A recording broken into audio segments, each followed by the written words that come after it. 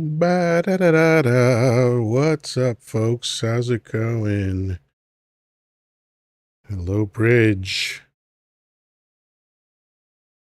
How's it going? What's happening? All right, all right, all right. We are rocking and rolling. Bridge, how's your Saturday going so far?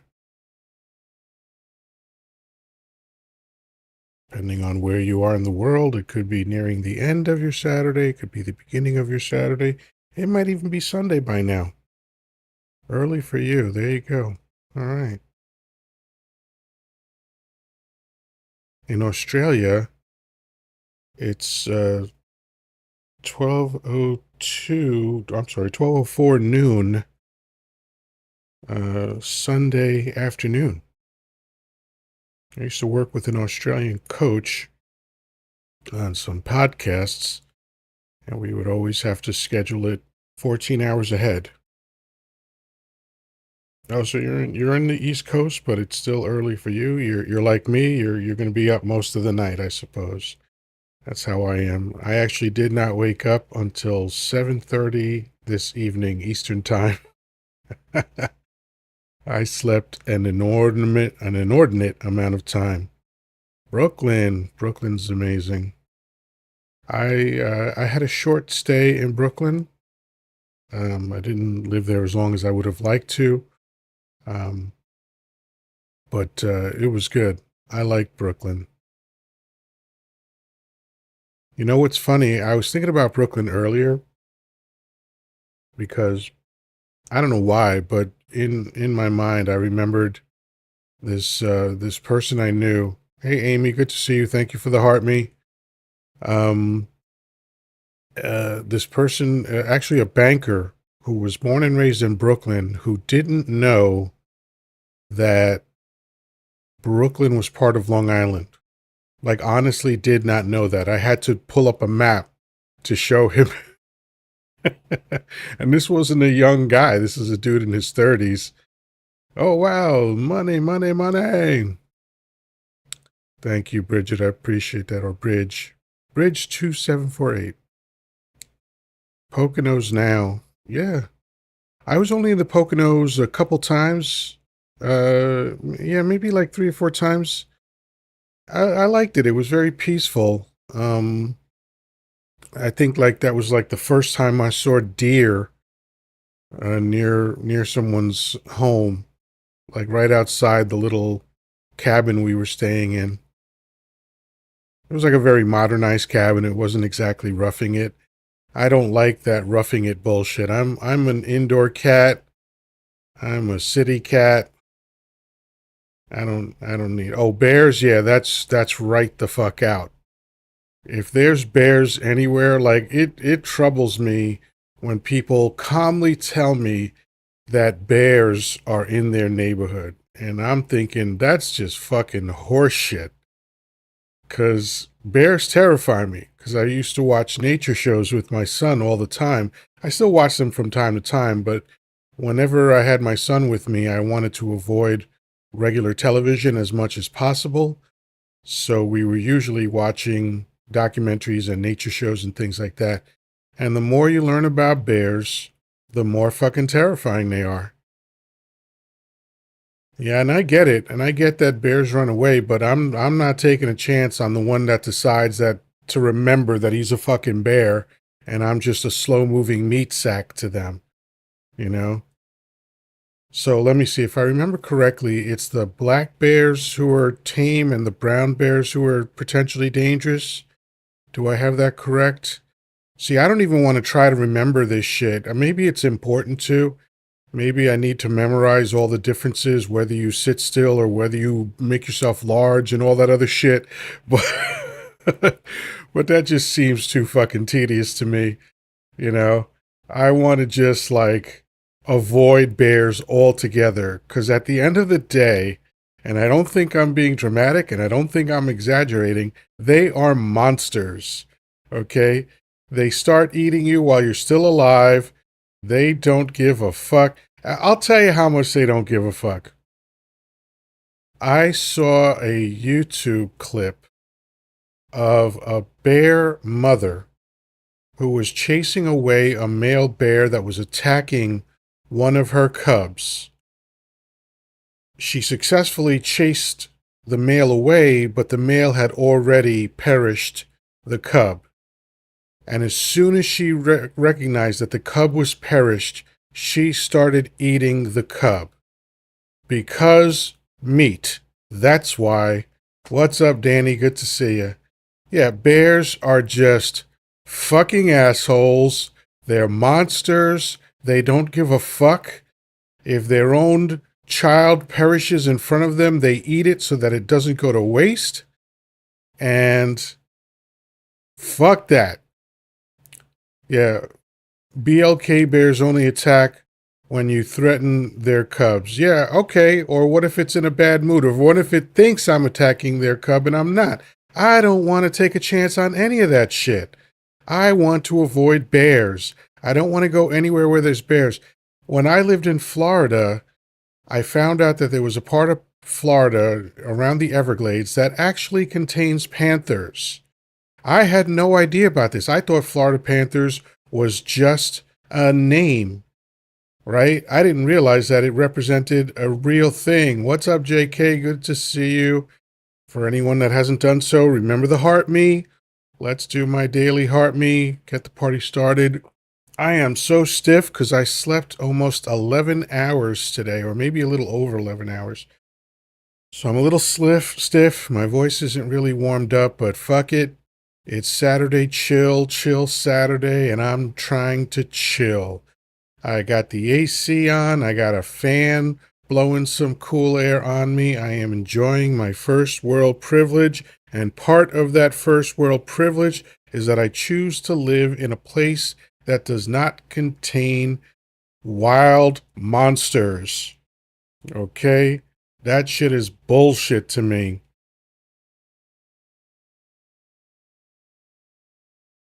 Canine Fly, thank you for the puffs. Thank you all. Thank you, JK, for the heart me. Yeah, that daily heart me. All right, we are off and running. We're at 1,400 likes and 14 of us in here. Man, with 10 or more people in here, I know we could easily get to 10,000 likes by that half hour. 10:30 Eastern Time, roughly 18 minutes from now or so, we can get there easily. We can get to 10,000 in the blink of an eye. No problem. You know, I know we could do that with 5 or 7 people, but when we have over 10, like we have 13, 14 people in here right now, that is so easy. 10,000 is a piece of cake. Just keep tapping. Always be tapping. Always be tapping. That's the thing, right? Just like Alec Baldwin said in Glenn Ross, always be closing. Always be tapping. maybe I'll make a meme. ABT, always be tapping.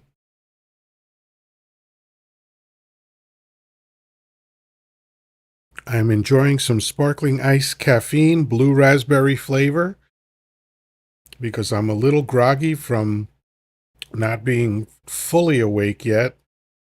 Because for some reason it takes me hours to get into gear. Usually, you know, I do a little stretching. It did help that I got on my bike for a little while. I had to go pay rent and I stopped at the supermarket, so I rode my bike a little bit. That was good. Got the blood flowing. We need that. Danny, thanks for the heart puffs. You're a beast of a man. Thank you, thank you, thank you. Wow, and canine fly or canine, I hope I'm saying that right. Canine fly, 54 heart puffs. You're the best. Oh, you're all animals. I love it. I love it. Traffic man, sent to heart me. Thank you, thank you. Danny is sharing out the live like the tapper in chief that he is. The easiest and fastest way to share out the live, and the only way that we recommend, and I recommend it because Danny recommends it. I'm drafting on his brilliant idea, just place your finger in the middle of the screen.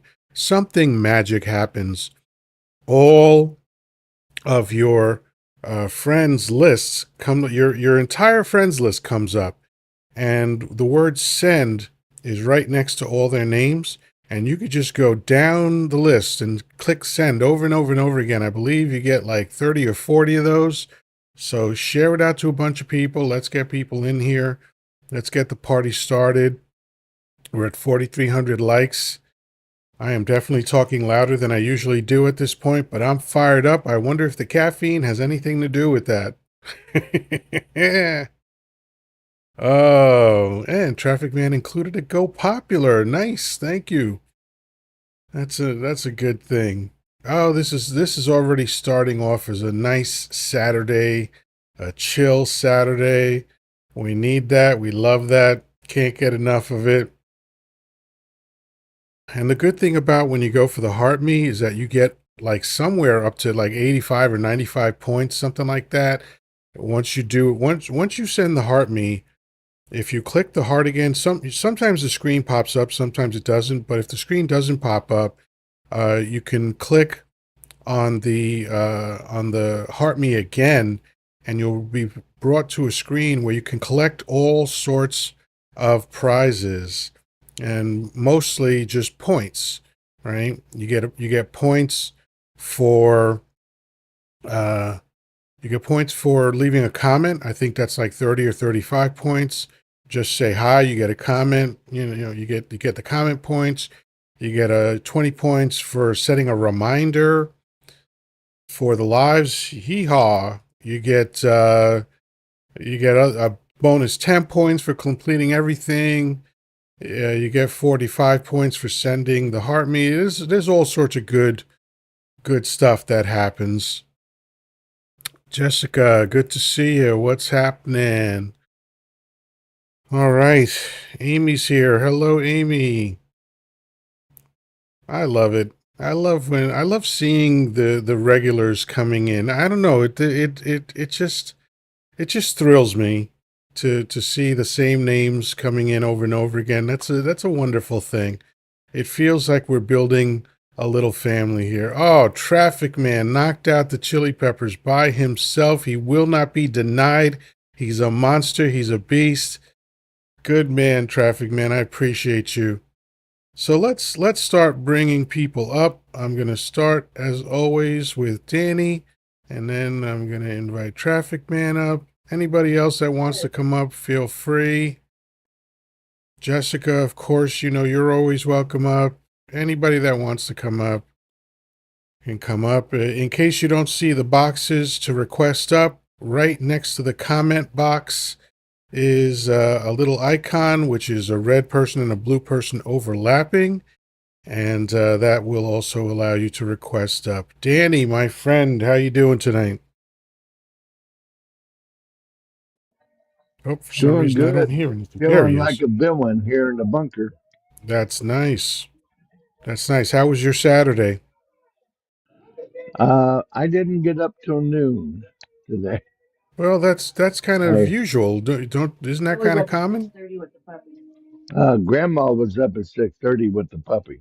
Oh, wow. She Okay. cried all night in that Yeah. kennel, all Yeah. night. So Now, I know I've heard tricks to help this out, like water bottles and ticking clocks and stuff like that. Does any of that work? no, not yet. But again, that was his first night. Probably the first night he's ever been in a pet kennel. So Right. that, and of course, he was by himself. He didn't have his sisters and brothers with him. So I expect he was lonely, you know. Sure. Sure, that makes sense. So Compy 3 says, Hi, Yoda. Hello. Okay, so Traffic Man, how you doing? How's your Saturday going? It's going fantastic. You're speaking to a local news celebrity. Oh, now there are several ways to become that. Which way did you do it? This was a good way. Okay. So our a Cleveland news affiliate on Channel 5 decided to do piece on responding to the vice president's comments that he made about our couple of cities in our state. Like if you go to, oh, I'm this just could be showing good live if TikTok you're that drinking this is that. caffeine. I want TikTok to know that this is caffeine and nothing else. There you go. And so this weekend we had the Pro Football Hall of Fame celebrations, the parade and all that stuff, which has been a thing going on for almost 50 years now. And it turns out that I saw one of the gentlemen that retired from the city, and I went over, I shook his hand, gave him a hug, and that interaction ended up making it on the 11 o'clock news. So hey, there you go. So now the important thing is what the Chiron said.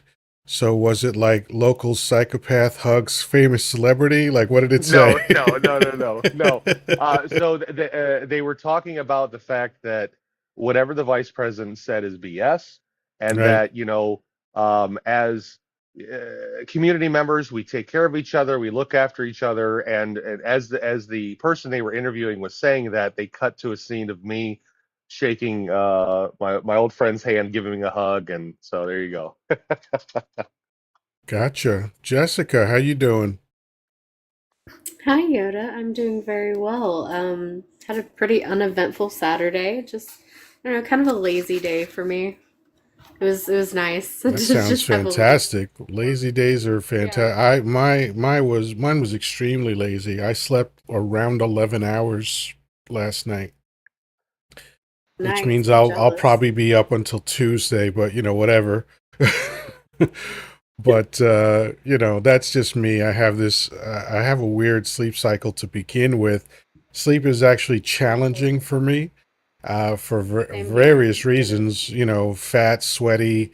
I sleep with a CPAP because I have sleep apnea, and I have chronically severe, life-threatening sleep apnea. So sometimes, I'll wake up choking and coughing and all this other stuff, even with the mask on. So it's a pain in the ass. So these rare nights where I sleep, because I didn't even wake up in the middle to whiz, which I normally do. So like just to be able to sleep for 11 hours straight, like I'm some kind of grizzly bear hibernating, is just spectacular. Yeah, that sounds phenomenal. I'm kind of jealous. I'm not gonna lie. Yeah, yeah. I'm grateful that I'm able to take advantage of the full first world experience. Man, you guys knocked out the first two live goals like they were nothing. So I'm gonna have to go for number three. Now let's see what we're gonna do here. I'll go for roses. Why not? Roses are fun. And we'll go for 100. All right. So anybody that feels like knocking out the 100 goal, we've got 16 people in here. Let's spread the love, spread the wealth, all that stuff. Oh, so anybody have anything that they feel like talking about?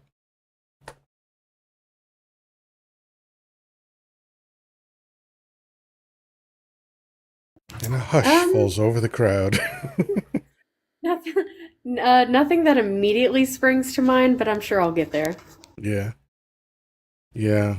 I had a thought that came out of nowhere earlier, and it was about Brooklyn. And then someone mentioned that they used to live in Brooklyn when I went live. So I was like, oh, that's an interesting thing. But the funny thought was this: I met a bank. I used to work with bankers, and one of my at my last job, my one of my territories, I had Brooklyn and Staten Island. Love Brooklyn. Staten Island is a wasteland. I don't recommend it to anybody. But uh, this guy in his 30s that was born and raised in Brooklyn didn't know that Brooklyn was part of Long Island. He really didn't know that. And it's like, Nice. there's maps and stuff. Like, it's right, like, there's the island jutting out. It's the last place on the continental America, right? And right there, right in that island, you see the words Brooklyn. How did you not know that these things were connected? Like he had either never seen a map before or didn't understand what he was looking at. Like, how do you get to your 30s and not know that Brooklyn is part of Long Island when you live there? Like, I would understand if people that didn't live in the area didn't know that. Why would they? But you live here, man, and you don't know that where you live. And probably, he's probably one of the dumbasses that voted for Dunk because that's his audience. Well, Absolutely. That's the first thing that came to mind when you said that was he had to be a MAGA. Yeah, and he's, if I recall, what was he? I think he was Caribbean, so like Black, Hispanic, something like that, Caribbean, whatever it is. One day I wanna do a whole video. It might take, I can't decide whether it's going to take an hour to explain this or 30 seconds to explain this. But this idea that there's a difference between black and brown people, blacks and Hispanics and Caribbeans and stuff, is just dumb. It's just a dumb idea. There is no difference. Like, the only literal difference between what you call yourself as a brown person is where the slave boat dropped you off. That's it. That's the whole pretty much. story. And I don't know how much documentation I have to provide in order to illustrate this reality, but that's what it is. Like, Brazilians are Africans that were dropped off in Brazil. Jamaicans are Africans that were dropped off in Jamaica. Dominicans are Africans that were dropped off in the Dominican Republic. That's it. That's the difference. Yep. And what Africans amazes that me were that these dropped off light-skinned in. South Americans and Central Americans refer to themselves as Caucasian. I actually said that to one of my soldiers years ago because we were having that same similar discussion, and I said Africans that were dropped off here in Americans are Americans. I said they're not black African Americans; they're Americans because they're here in Yeah, America that now. designation annoys the shit out of me. All of the blank American, Italian American, blah blah blah American. I don't understand the point of all that. Like, I'm just not, I don't like, either. I'm happy to say, pardon me, in my own opinion, I am not an American. I just live here. That's my thing. That's how I look at it. I don't need to associate with my oppressors at all. Robert is joining, Yep. and I'm not sure if we've spoken to Robert before, but let's find out. Hello, Robert. How you Yep. doing? Oh, Robert immediately is teacupping. Hello. Oh, not hello. Hello, not hello. Hello, Robert. I know Robert. He's a friendly. Excellent. Oh, definitely, definitely. Me and Jessica go way, way back. That's fantastic. How you doing tonight, Robert? I am doing good. I just moved to the state of California because I couldn't be in a Republican state anymore. So yeah, I mean, Now, your it's dialect life. sounds like you're possibly Latino. No, I am not. I'm actually Russian. Oh, interesting. Okay. That was my second guess. Yeah. Okay, Russian. Born in Russia or Oh, born in watch America? my line on Saturday. I'm sorry. Were you Watch my born line on Saturday. were you I'm born sorry. in Russia or born in America? No, I am an American citizen, and I've actually worked for the Department of Homeland Security under Immigration and Customs Enforcement as an ERO. Oh, gotcha. So, and that's your current job. No, I Oh, resigned about, what was it, Jessica, a year ago. Yeah. okay. Um, It's funny that you would have to ask Jessica's help to answer that question, but all right. no, no, no, no. Well, I mean, the point being is Jessica actually helped me to resign. Ah, She was excellent. actually there. All Excellent. right. So you sat there practicing I quit. Good. That's important to do. So Not I'm kidding. quit. I'm It's a playing with you, of difference like course. between quit and a resignation Of because of course. what's going on. Of course. No, I understand. I'm just a shit talker. But anyway, so Robert, Since you are freshly out of that environment, maybe you could shed some light on some things that I've been saying for a while. I have been saying Okay. that the immigration panic is completely manufactured. I have been saying that there is an issue with immigration. The issue is How do you mean mostly, manufactured though? I'm sorry, How do you mean manufactured though? meaning artificial. It's not real. So No. it's just what people are saying. So, and so let me give you the context and then you can tell me whether you agree or disagree. I know that at the border, there's not enough border patrol agents. There's not enough judges. There's not enough lawyers. And even when there are enough judges, it's kind of a kangaroo court kind of thing, but there's definitely not enough of those. There's not enough modern technology. They don't have the scanners that they need for the street candy and stuff like that. And the process itself is just a pain in the ass.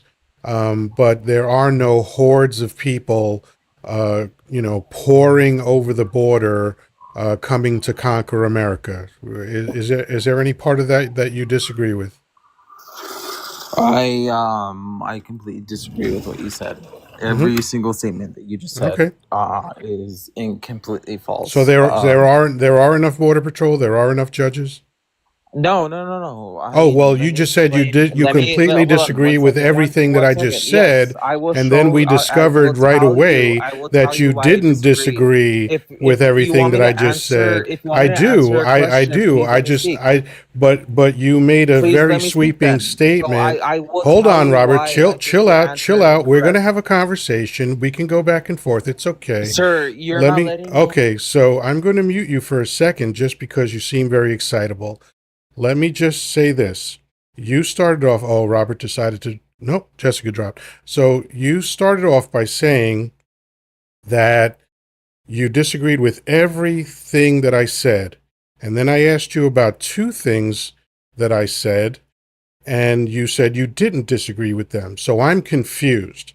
So I'd like you to start over again and just be a little bit more clear in your communication. So I've invited you to unmute, so please continue. Yeah, I really don't want to be cut off. I was speaking directly to your question that you said. No, everything please let me speak, sir. I did not interrupt I'm you just not now. saying anything. Okay, okay. Talk! Okay, so my response, please let me respond. Oh Um my God, you're still everything asking me to please let you respond when I'm sitting here silently okay, waiting for okay, you to sir. respond. Okay, What yeah, the we moved fuck, past that. man? We moved past that, sir.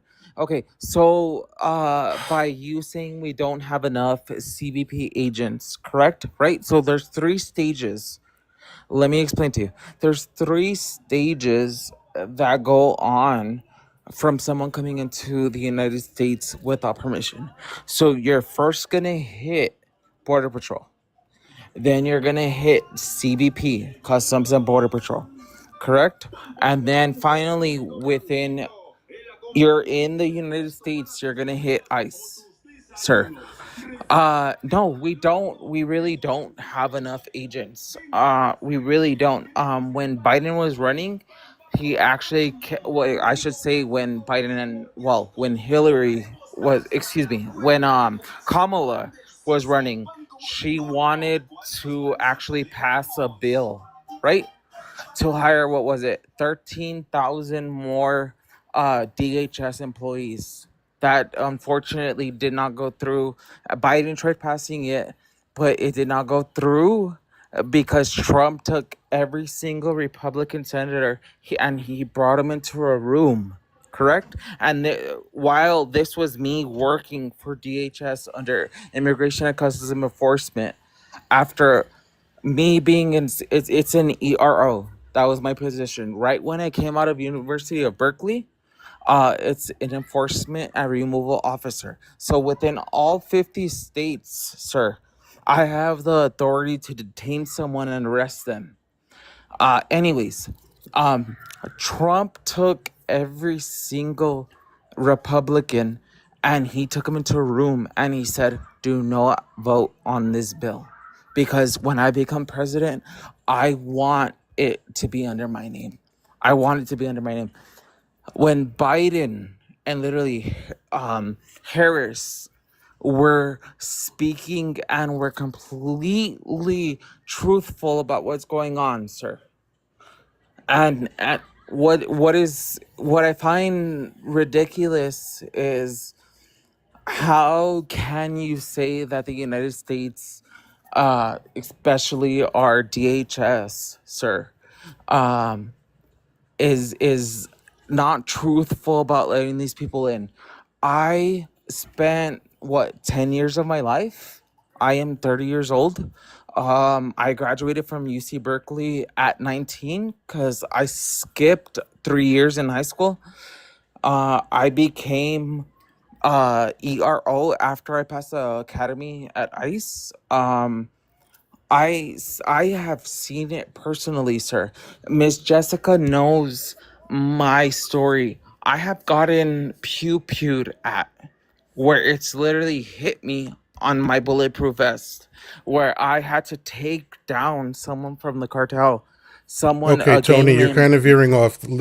Are you done addressing my points? I'm asking, I will. I will. are you done I'll keep it addressing the simple. points that I I made? will. I will. Hold on one second. Okay. I will keep it simple. Everything that you just said right now is idiotic. Mm-hmm. What do you? Okay. You're trying to put So the. now you're Excuse getting me. insulting. So now you're done for the night.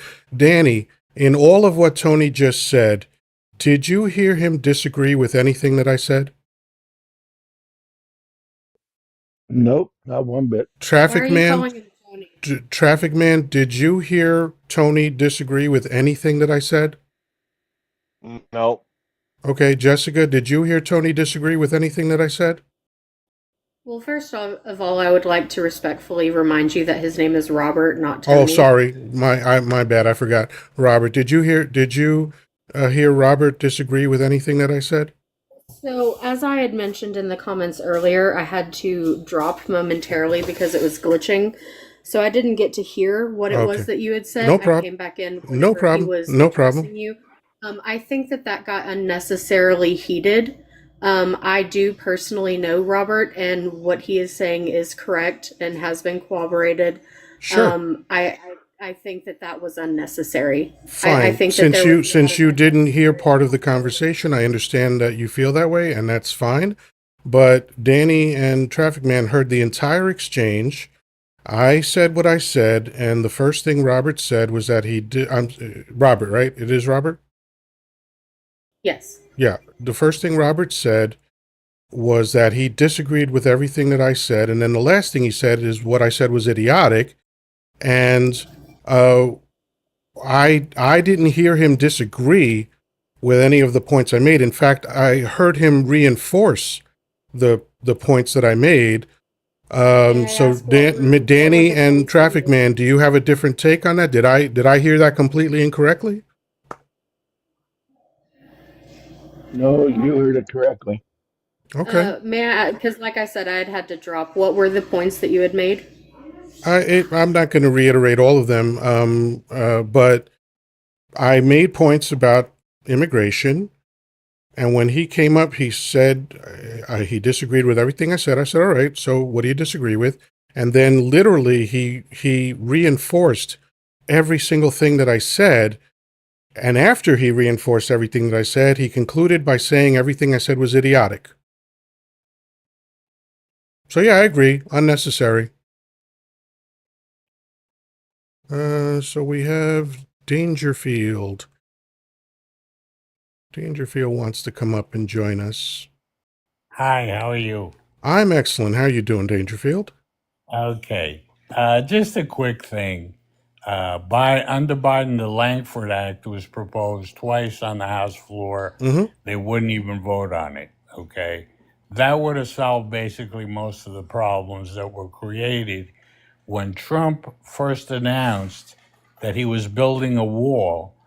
A massive exodus began from South America to the United States because, people who hadn't raised enough money for coyotes and things like that felt, hey, this is my only chance to get in. And so there, all of a sudden there was too many people to handle. And the Langford Act would have handled it. Judges, agents, electronic equipment, all kinds of stuff.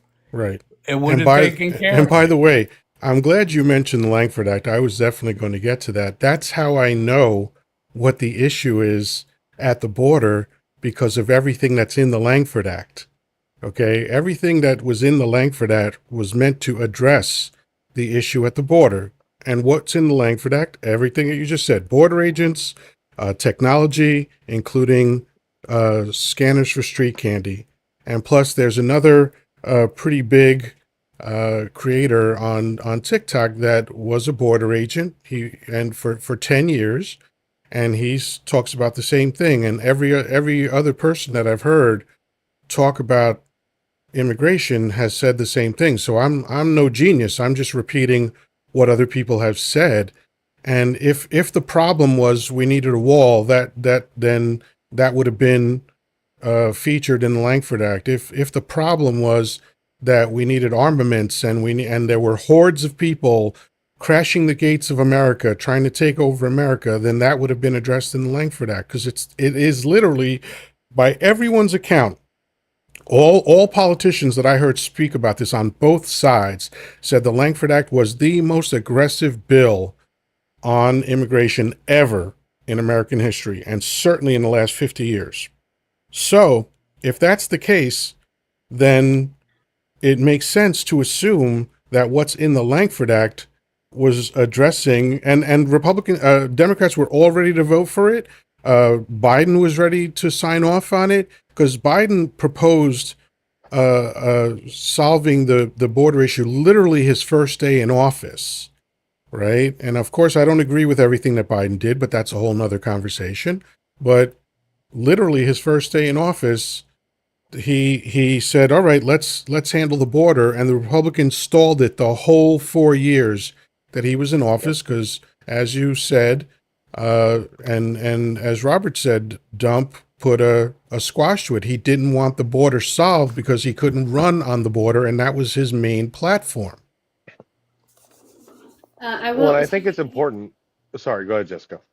I was going to say he did within the first month of being in office back in January of 2021. He did introduce a separate border bill. It was HR 1177. It was not as aggressive as the Langford bill, Right, but he was trying that. I mean, he introduced actual legislation. He wasn't just talking about it and saying, "Hey, let's try this," and "Hey, let's fix this." He actually put actions to word, or words to action, and introduced an actual piece of legislation that the Republican Party ultimately unalived. And then right, later on, I mean, he did several different things throughout the 4 years, and then later on it went on and they developed the Langford bill. But he did try other measures before that as well. right, Right. right. And the only reason the Langford bill had to be submitted twice is because first it had aid to Ukraine in it, and that they used as an excuse to reject it. So then when they just made it a standalone bill, they still rejected it. So it was never for the Republican Party, it was never about addressing the border. So even though this is Chill Saturday, someone brought up politics, so we addressed it. But we can move in any other direction, or we can keep talking about this if you like. Whatever anyone wants to talk about. I got a little story for you. Oh, I love I stories. was Go I ahead. was at the Wawa and I was talking Greek with my brother, and Legacy the cop. a nice agent came up to us and he wanted to see our ID. Now I turn around and I'm talking to this guy. I says, "What do you need to see our ID for?" He says, "To make sure that you're not illegals." I says, "Do I sound like an illegal?" My brother had his wallet. I left my wallet in the car. He cuffed me, my brother went to the car, brought back my wallet, opened the wallet, showed him my ID, and he uncuffed me. I says, "This is crazy." This is America. Well, Dangerfield. You brought up Greek.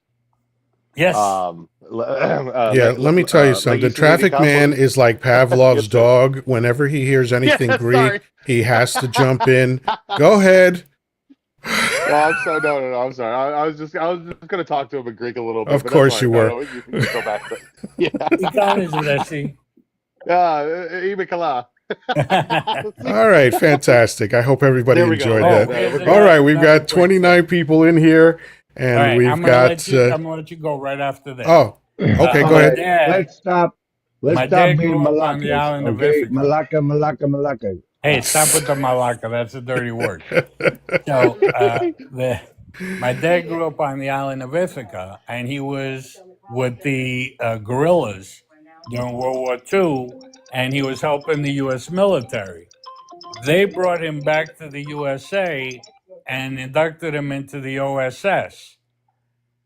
And then he gets, he goes through training and he goes back there again, actually to northern Greece this time and northern Italy because he spoke both Greek and Italian.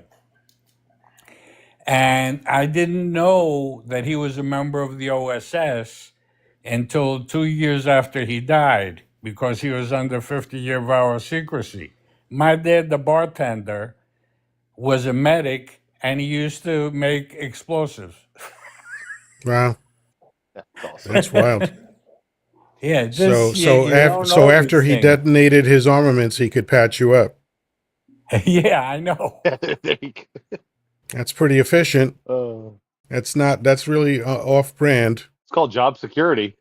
Yeah, he actually he's in 3 books, but he took care of his commanding officer in a cave. They didn't have any antibiotics or anything. The rest of his group moved on, and a boom boom went off behind his commanding officer's back, and I didn't know this. This is all stuff that I learned.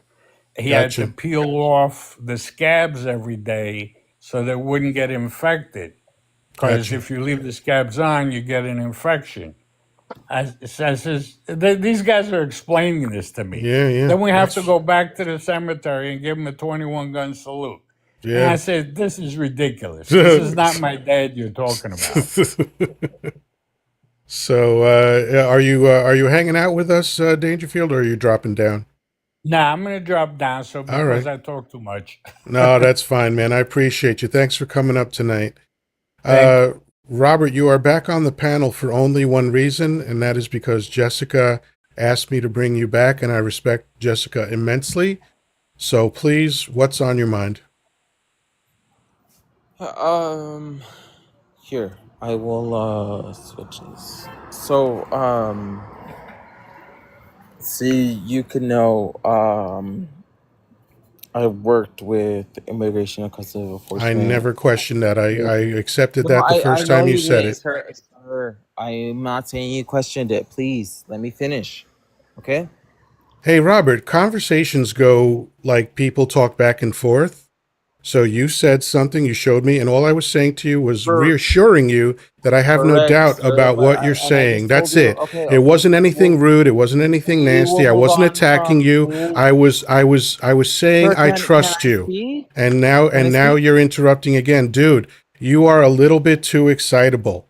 Okay? So of course you Yes, can I speak. am I brought you excitable up to because speak, but you're argumentative for some reason.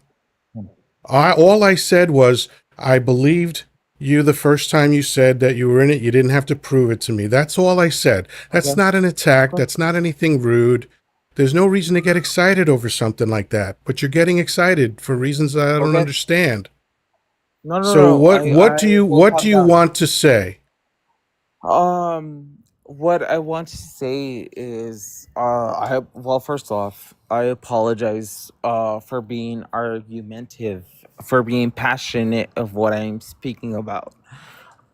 Well, which one are Secondly, you apologizing for being passionate or for being argumentative? for both, sir. All right, I accept your apology. Please May I continue. continue? Thank you. Um, Everything that you stated just now, right? Is completely irrelevant. You said that there is no ambush crossing. There is no people under attack within the U.S. I didn't There say aren't that. people. So all right. So what did you say? I'm not repeating myself. What do you want to say Well, about what I said? okay. So everything that you said, right, is completely irrelevant, especially So someone it was who has idiotic, it was one wrong, and it was second, sir. I irrelevant. did not Okay. interrupt you. Can Okay, I so please now you're finish? raising your voice. You've got to go, Robert. I don't know why you can't have a normal conversation. I don't know. I'm sure you're a nice person. I'm sure you're a wonderful human being. And I'm sure maybe on another occasion we can have a conversation, but tonight you're not able to do that. And I'm not in the mood for this kind of confrontation. It's not necessary. You're just saying a lot of things and you're misquoting me and then wanting me to repeat myself. This is not necessary. This is just not necessary. Okay? So like I don't know what's going on. I don't know what's got you upset. But, first you told me everything I said was wrong, then it was idiotic, then it was irrelevant. Okay, I get it. You disagree with me. But I gave you plenty of opportunity to just tell me exactly what you disagreed with and why. And for some reason, no matter how much space I gave you to do that, you wouldn't do it. So at a certain point, I'm not going to bother anymore. And if anybody thinks I'm wrong about this, please tell me. I'll take accountability for anything that I did wrong in this.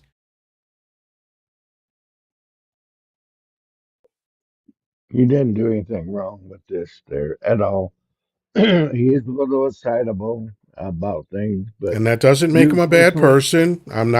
nope. I'm not saying he's anything. I'm not casting aspersions on him. I'm just observing his behavior. And tonight he just seemed a little excitable to me. Yep. So If I may, change the subject to lighten the mood a little bit. Please. Um, Steve Martin, everybody's favorite actor from the movie The Jerk. uh, he is going to be co-hosting the 2025 IBMA Bluegrass Music Awards in Chattanooga, Tennessee, come Yeah. September, and he'll be performing the banjo. And I have to tell you, the fun fact about Steve Martin, as far as I'm concerned, I never knew that. Not up until recently, and the last couple of years, I never knew this man to play the banjo as well as he does. He is a world I class banjo player. Yes, he's World class. amazing. World class Yes. banjo Oh player. my goodness. The guy that wore an arrow through his head prop. The guy who Yes. said, "Excuse me," right? The guy who said, "You know what I do? I get small." That guy. Not only is he a world-class And banjo player, he's an award-winning playwright. He's correct. an Yeah, award-winning absolutely. author. Like the guy is just and immensely talented. he absolutely is. And I kind of feel bad that I never really took the time to look into his talents. I I mean, mean, who just to knew? see Who everything knew? that he's available. Yeah, It's exactly. hard to You know the know? depths of people's talent. Um, Steve Martin is an existentialist, right? Yeah. In the 70s, he used to comment to the crowd after he got them warmed up and they were laughing a lot. This is what he would say to them literally. You're having an awful good time for people who are going to die eventually. Jesus. But that sounds like Steve Martin, though, you know? But I mean, like the balls to say that at a comedy Right. show, like that is wild. That's the thing I loved about Carlin is that Carlin was always willing to lose his audience. He would Yes. say like, here is an opening. I'm talking about Carlin walks on stage to wild applause. The applause finally dies down, and he takes a breath and speaks his first sentence to the crowd.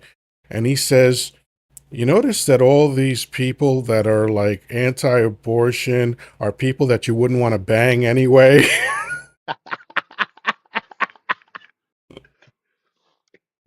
You know, And again, and you know, we don't know whether he really felt that way or not, but the fact of course, that he was willing to say that at people who yes. paid money to see him, that's just wild, Well, man. something that came up because YouTube is a thing.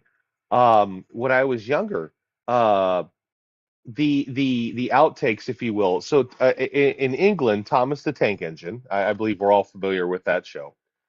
Ringo Starr did the narration. But here in America, we got George Carlin. Right. And what was amazing as a child was hearing George Carlin do the narration as a kid. And as I grew up, I got more exposure to him.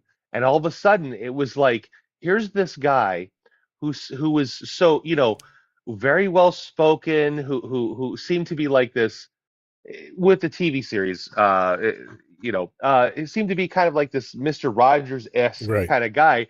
And Right. then I'm sitting here watching his comedy routines from the 70s, That must have and it been a was like, shock. Yeah. what the heck? Yeah, who Yeah. is Yeah. this? And I think the beautiful part about that was there were many outtakes from the TV show where George Carlin would be George Carlin joking about the Thomas the Tank Engine Oh, that's episodes. funny. Oh, I would love to see And those.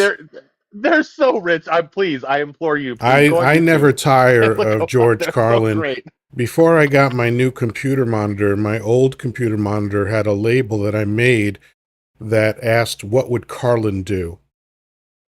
Because that's how much he's like a hero to me. That's how much he's a Absolutely. guiding force in my life.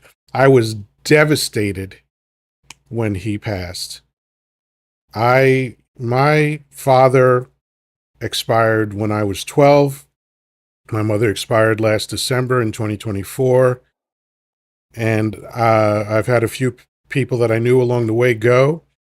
And I can tell you that I never reacted to someone's passing like I did to Carlin's.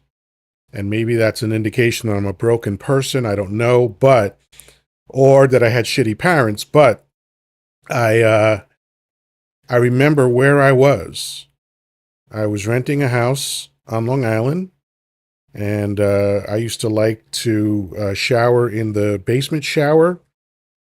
I think the upstairs shower was too nice for me, so I left that for my wife. And because I live like a feral pig most of the time, so I didn't want to spoil her space.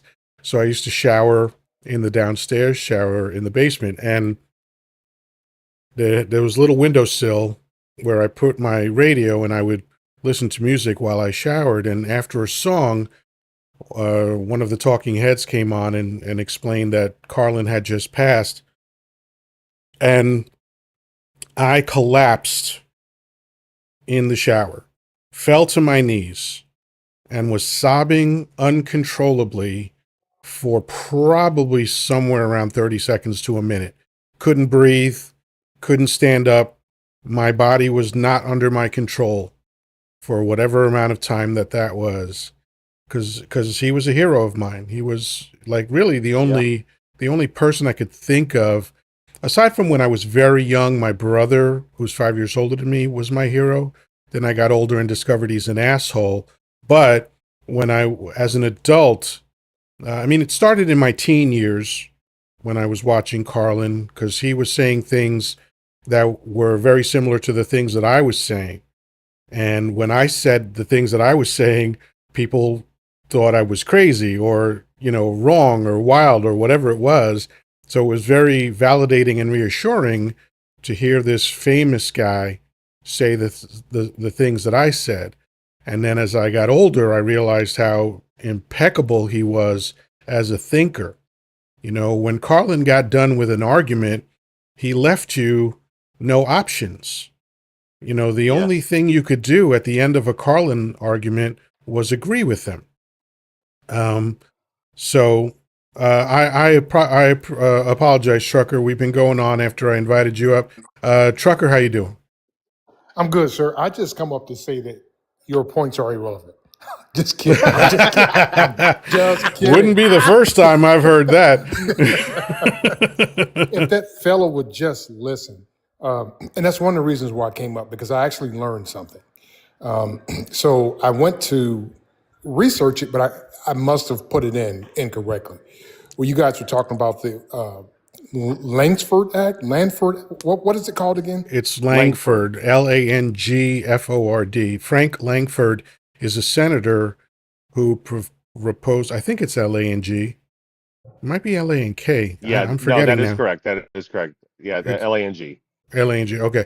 So he put together what is by all accounts, and by accounts, what I mean is that senators on the left, senators on the right, talking heads on the left, talking heads on the right, pundits on the left, pundits on the right, they all described it as the most aggressive border bill or immigration bill in American history.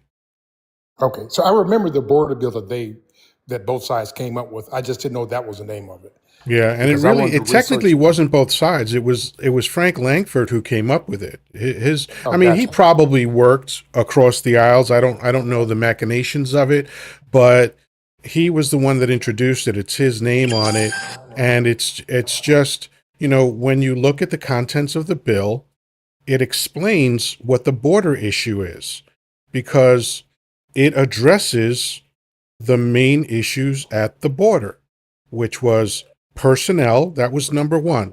When you're talking about hiring 12 to 15,000 new people, obviously you've got a personnel issue, right? Because that's Right, not like, oh, we need 5 more people to fill up the office, right?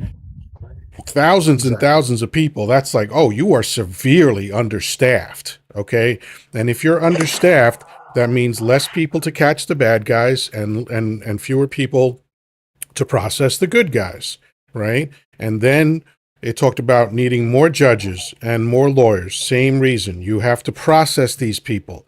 If there's not enough judges and not enough lawyers, that's why it takes up to 10 years to get documentation in America, which is insane.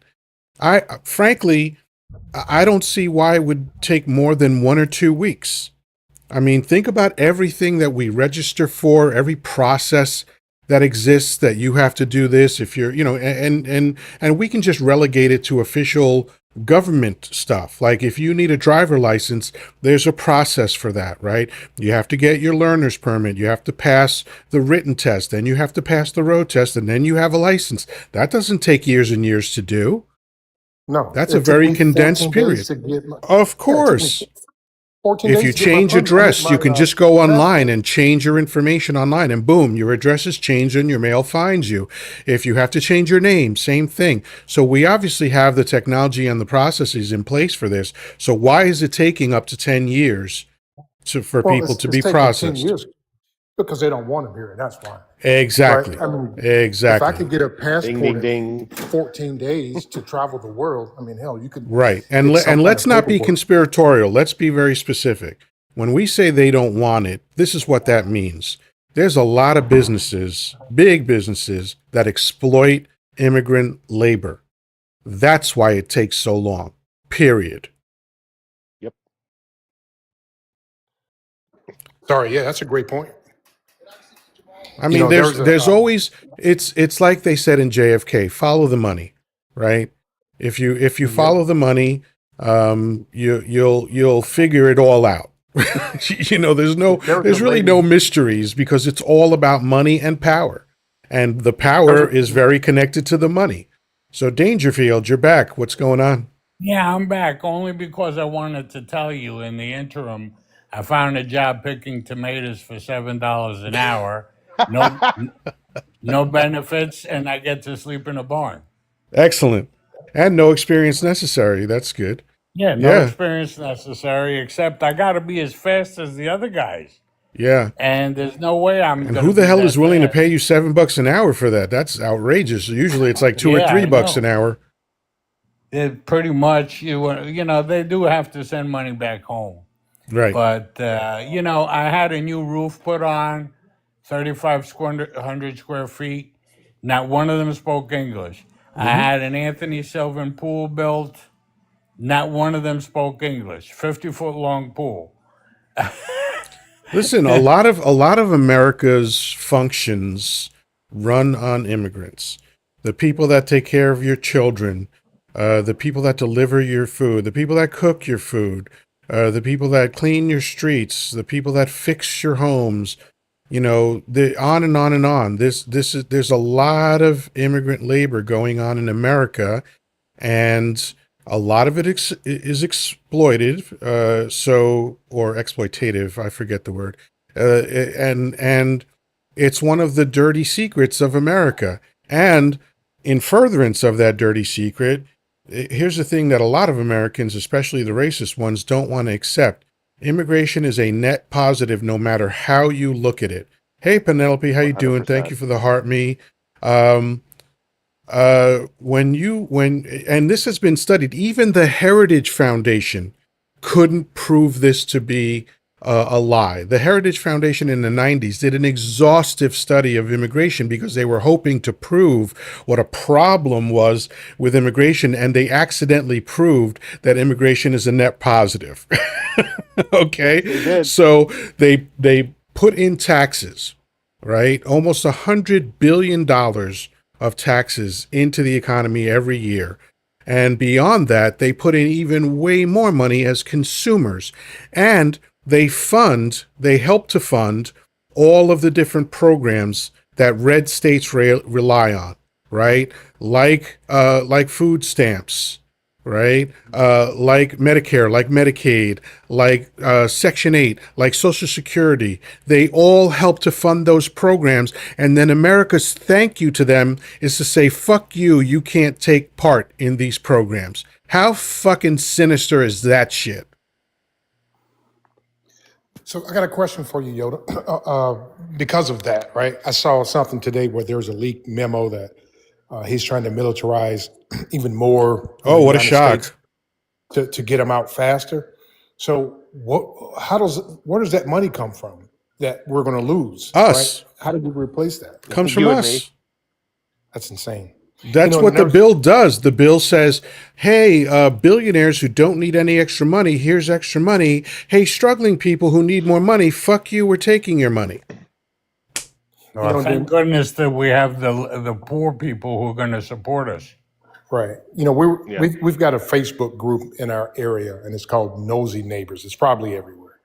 And a lady, Oh, yes, it is. yeah, a lady commented and says, this is disgusting. I'm on the bypass on the way home, and there was a school bus full of immigrants in the cornfield, and they lit her up. You hear me? I mean, they were like, why is it any of your fucking business? You get your ass out there and you pick it. You do what these guys are doing, these gals are doing, How instead of about complaining thank about you? How about Right. pulling over and thanking all of those people for what they're doing for you? How about fucking that? Exactly. Nope. She got on Facebook and just bitched about it, and I live in Indiana, and they lit her up. I couldn't believe it. Good for them. I mean, how the problem with racism is that it's at its best, at its finest, at its highest elevation, illogical. But commonly, it's just outright fucking stupid. That's the problem with immigration, with racist people that are against immigration. It's just dumb.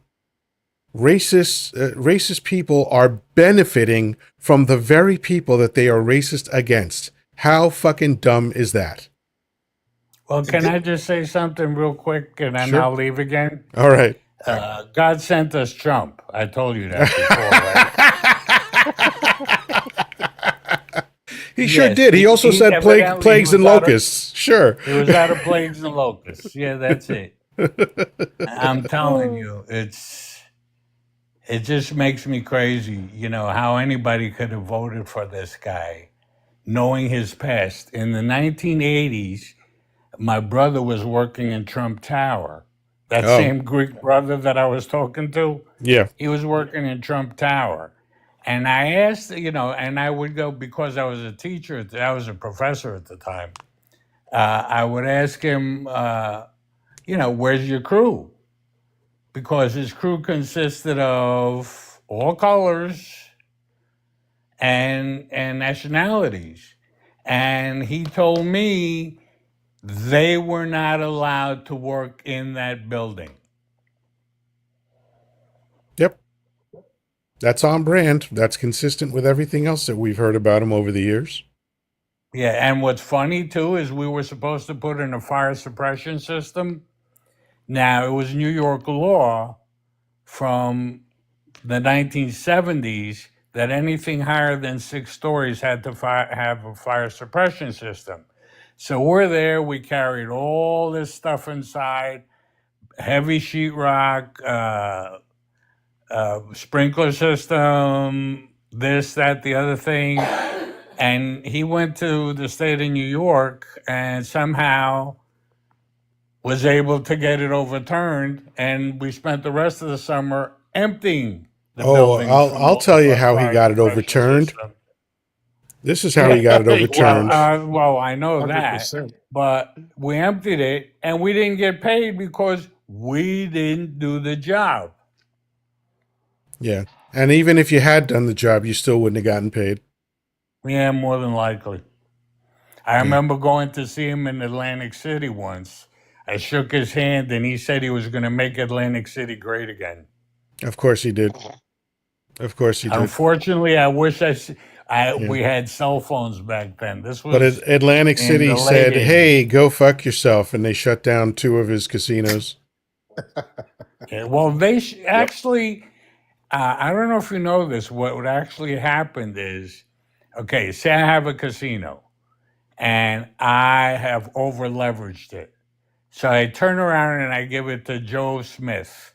And I say, hey, Joe Smith, you want a free casino? That's what happened to the first and second one. It's the third one that went bankrupt.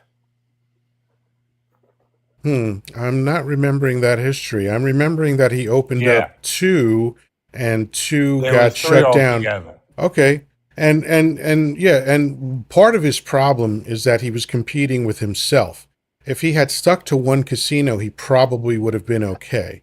Probably, not definitely, because he's an idiot and he's very good at bankrupting businesses. Well, this is unfortunately the story we're living with now, and I don't see any way out of it. Yeah, we got a glorified carnival barker as president. He's a certified idiot, and he's evil and power mad and racist, and he's And now surrounded he's himself getting with people senile, just too. like that. And the senility is definitely not helping. And it ain't now. That started, I remember very clearly when several psychologists went public and said in 2019, we're seeing signs of dementia.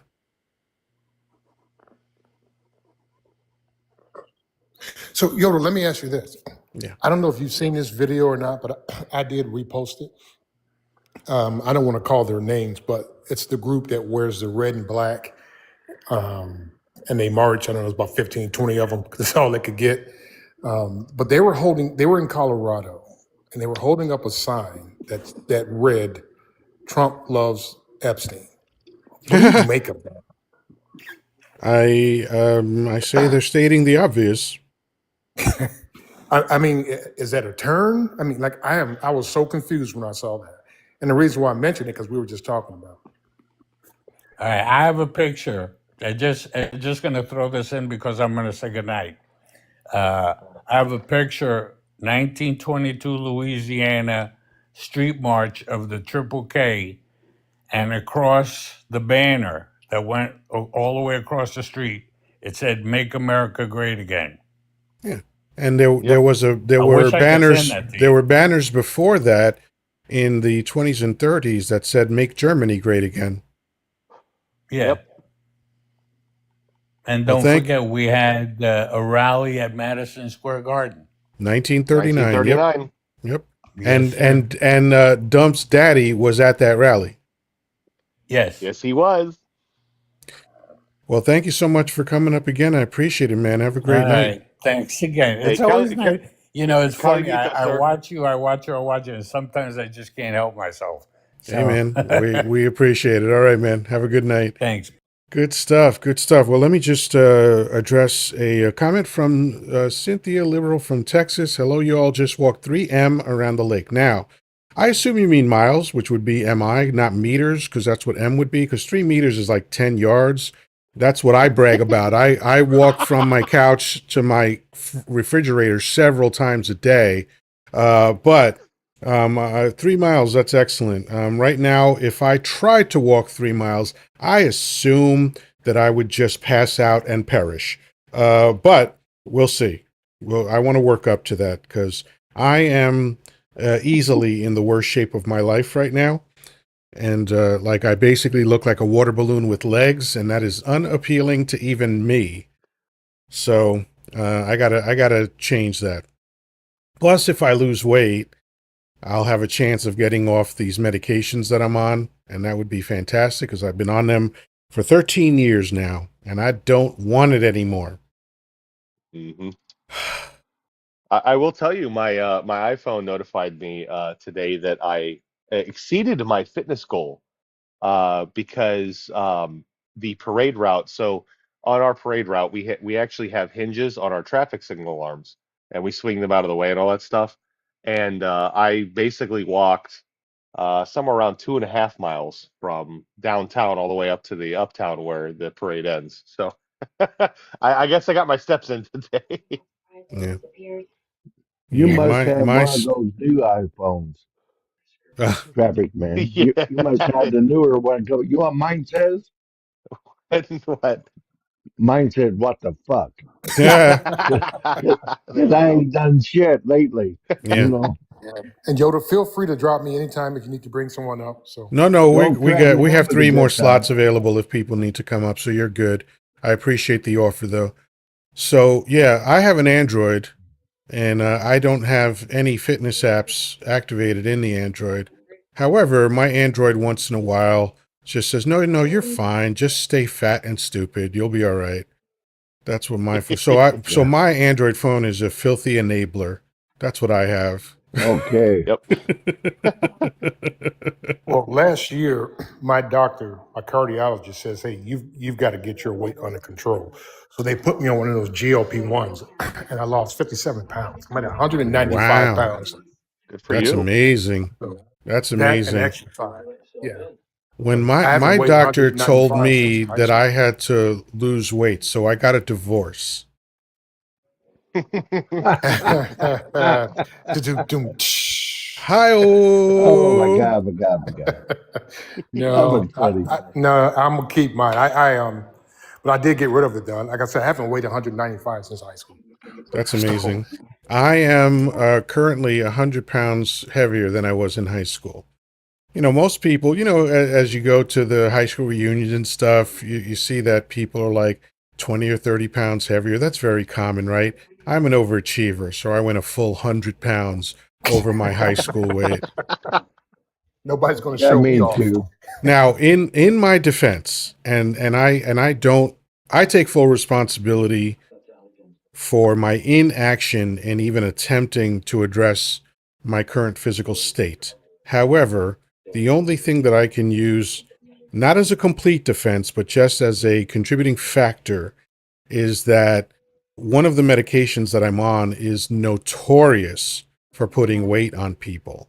And that medication alone is responsible for about 50 pounds that I have on me. Yep, those steroids get it every time. It's not, and this Yeah, one's not a and steroid actually, but it's Oh, one of after I had brain surgery, I had never been on any medication before, and I was 3 weeks away from 48 years old when I had my brain surgery in 2012. And so up until 48 years, never one medication at all, never any issue. But after that, I've been taking blood pressure and the thinners and all that shit for cholesterol. And ever since I got put on the medication, I was a power lifter after my brain surgery, and even all of that activity couldn't bring down my weight. But I know that at least 25 to 30 pounds that I have on me right now is just due to laziness. You know, since you mentioned that, I saw remember the power lifter, African American guy. He used to be a Clark, I think his name is. He used to be a police officer. This dude is huge. Oh yeah, Um, yeah, yeah, yeah. He's not a power lifter. He's actually a bodybuilder. I think he might do. He trains. He kind of has a hybrid training thing, where like most of his training is typical bodybuilder stuff, but he does throw in some powerlifting things.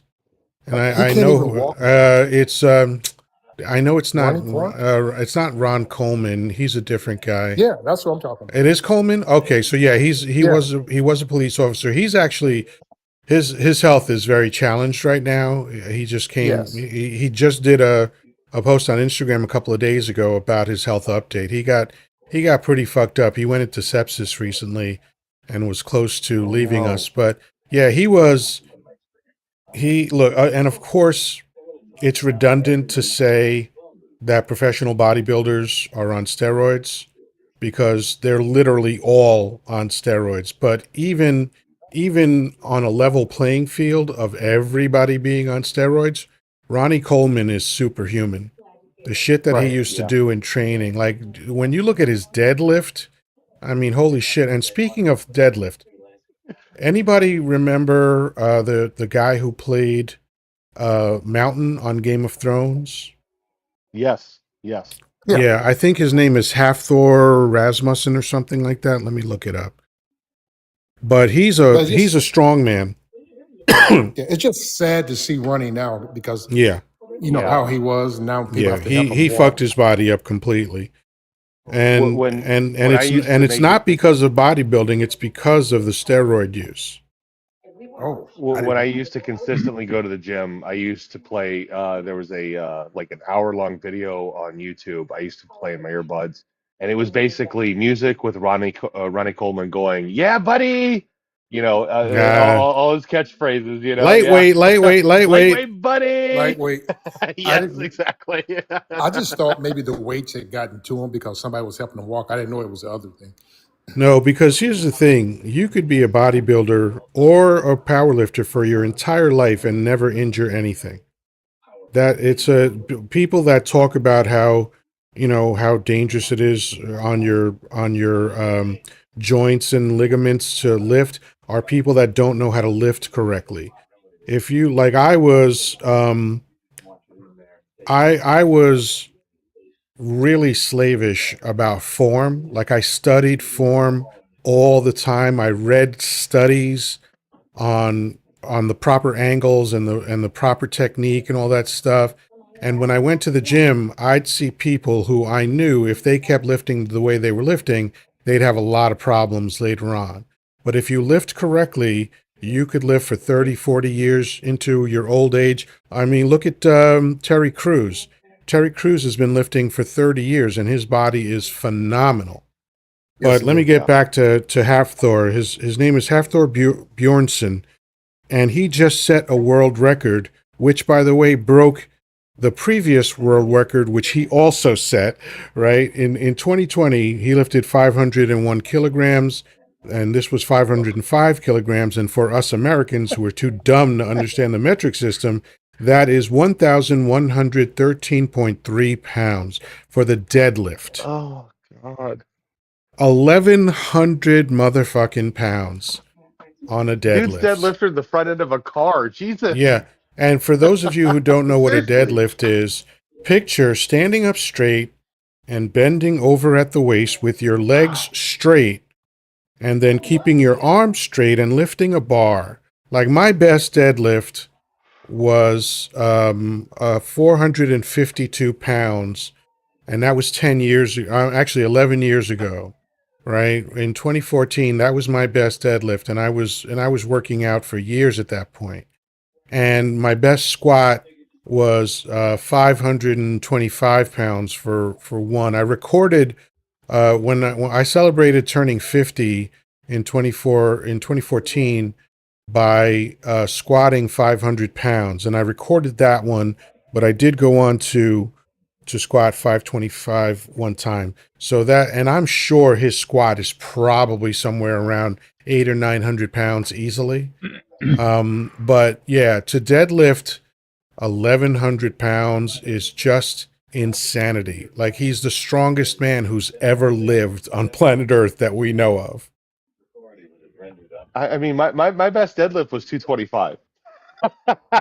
You know, and because of my height and my age at the time that I was able to achieve that, I Your didn't really want excuses to are try your to own. Nobody overexert wants to myself. hear your lame fucking excuses for why you're a punk in the gym.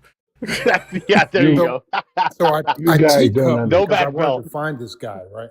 My barber's little brother, and I'm using air quotes when I say little brother, is a power lifter that goes around the circuit now. And his name is Thomas Davis, and he goes by the name of T Smash. And this dude is huge. Yeah. I mean, huge. The last I saw, he had just did a record of 785 pounds, something or other. And I'm like, whatever. Whatever. Yeah. Yeah, because really, and that's appropriate saying something or other, because it doesn't even matter what the fuck it is. If you're lifting 700 anything, like, it don't matter what you're doing. You know, that's just wild You shit. win at But that point. I miss it though. I miss being in the gym all the time, because it's a weird thing. And this is going to sound so bizarre, but the smell of the gym is very pleasant to me.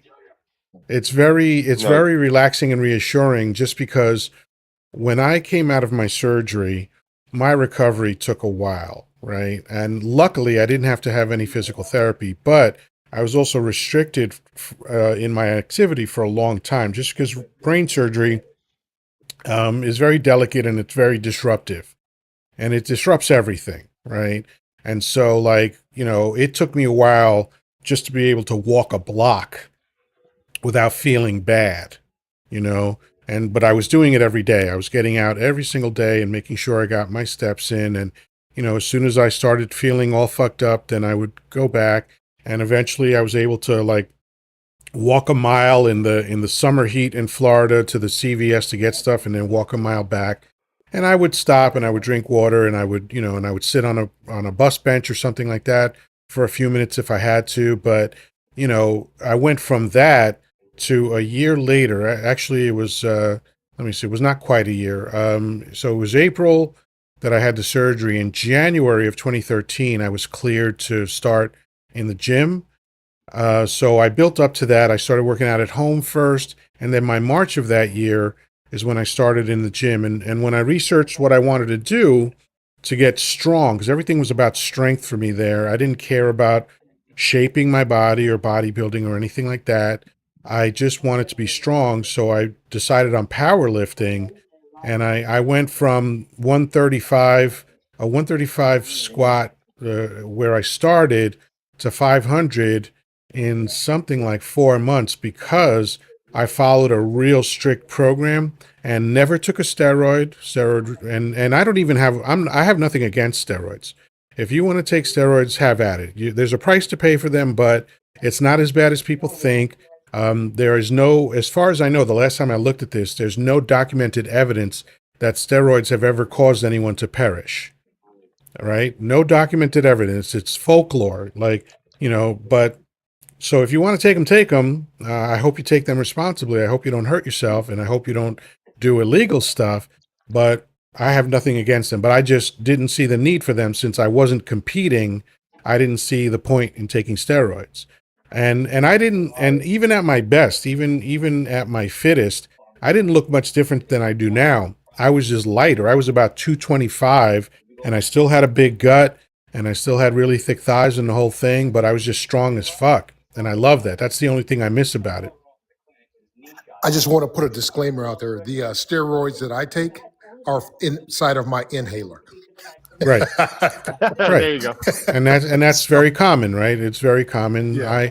I actually have a nebulizer, but I do it because I'm constantly talking, and I want to make sure that my throat and my lungs stay in good shape, because I plan to be talking for a very long time. All right.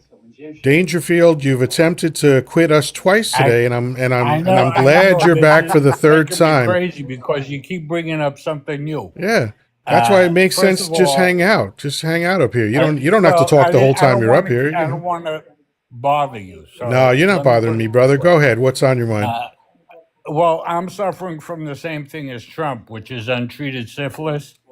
But Oh my God.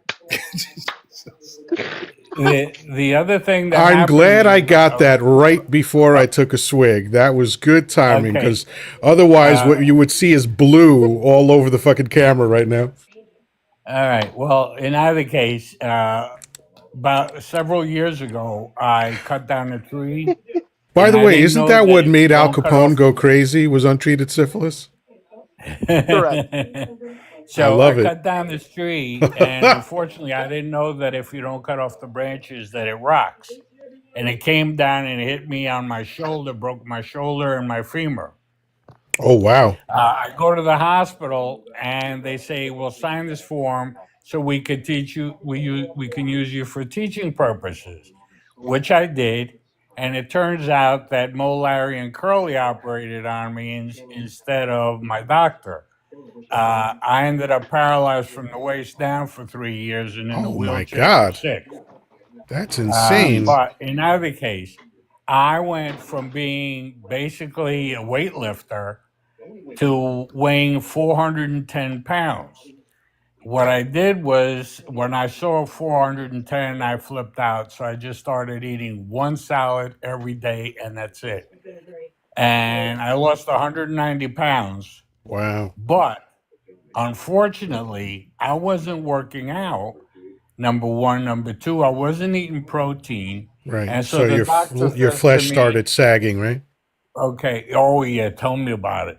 And 60 says 65% of what you lost is muscle, 35% of what you lost is fat, and your bones are a lot thinner because of it. They're a lot weaker. So Yeah. I have a ball in my shoulder, from the shoulder replacement. And if I fall down onto my elbow, the ball goes through the bone. Oof. So that's not a good way to lose weight.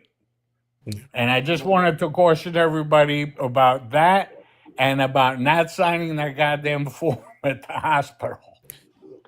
Yeah.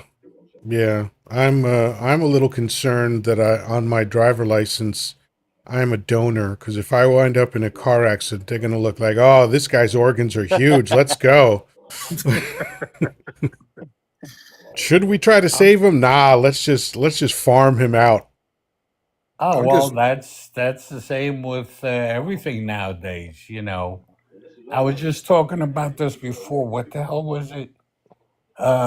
It sucks to get old. Yeah, I got Uh, you. Blue, I sent you an invite if you want to come up. Yeah, didn't the Stones yeah. say All that? What a right. drag it I'll is keep getting my old. mouth shut again. Oh no, I listen, you promise. hang The out. only Stay thing. up Uh, here. Talk as much as all you right. like. If you're getting out of You control, I'll wrangle you in. Don't worry. you do know I'm disabled now, though, right? Yeah, I hear you. Okay. My wife asked me to run upstairs and fool around with her. I told her. I said I can't do both. Right. It's one or the other, or with It's me, one or it's the other. like I've I'll be had too I've had tuckered women out either invite way. me to their state to come bang them, and I'm like, I am not that ambitious. I wouldn't listen. I remember on my dating profile, one of the first ones I had up, until I changed it. I said I'm not willing to pay tolls to date, and this woman asked me, aren't you, isn't it worth it to pay tolls for love? And I'm like, yeah, I'm not talking about paying tolls for love. I'm talking about paying tolls to date. I'm not willing to do that. And if I don't pay tolls to date, chances are I won't ever have to pay tolls to love. Blue, how you doing?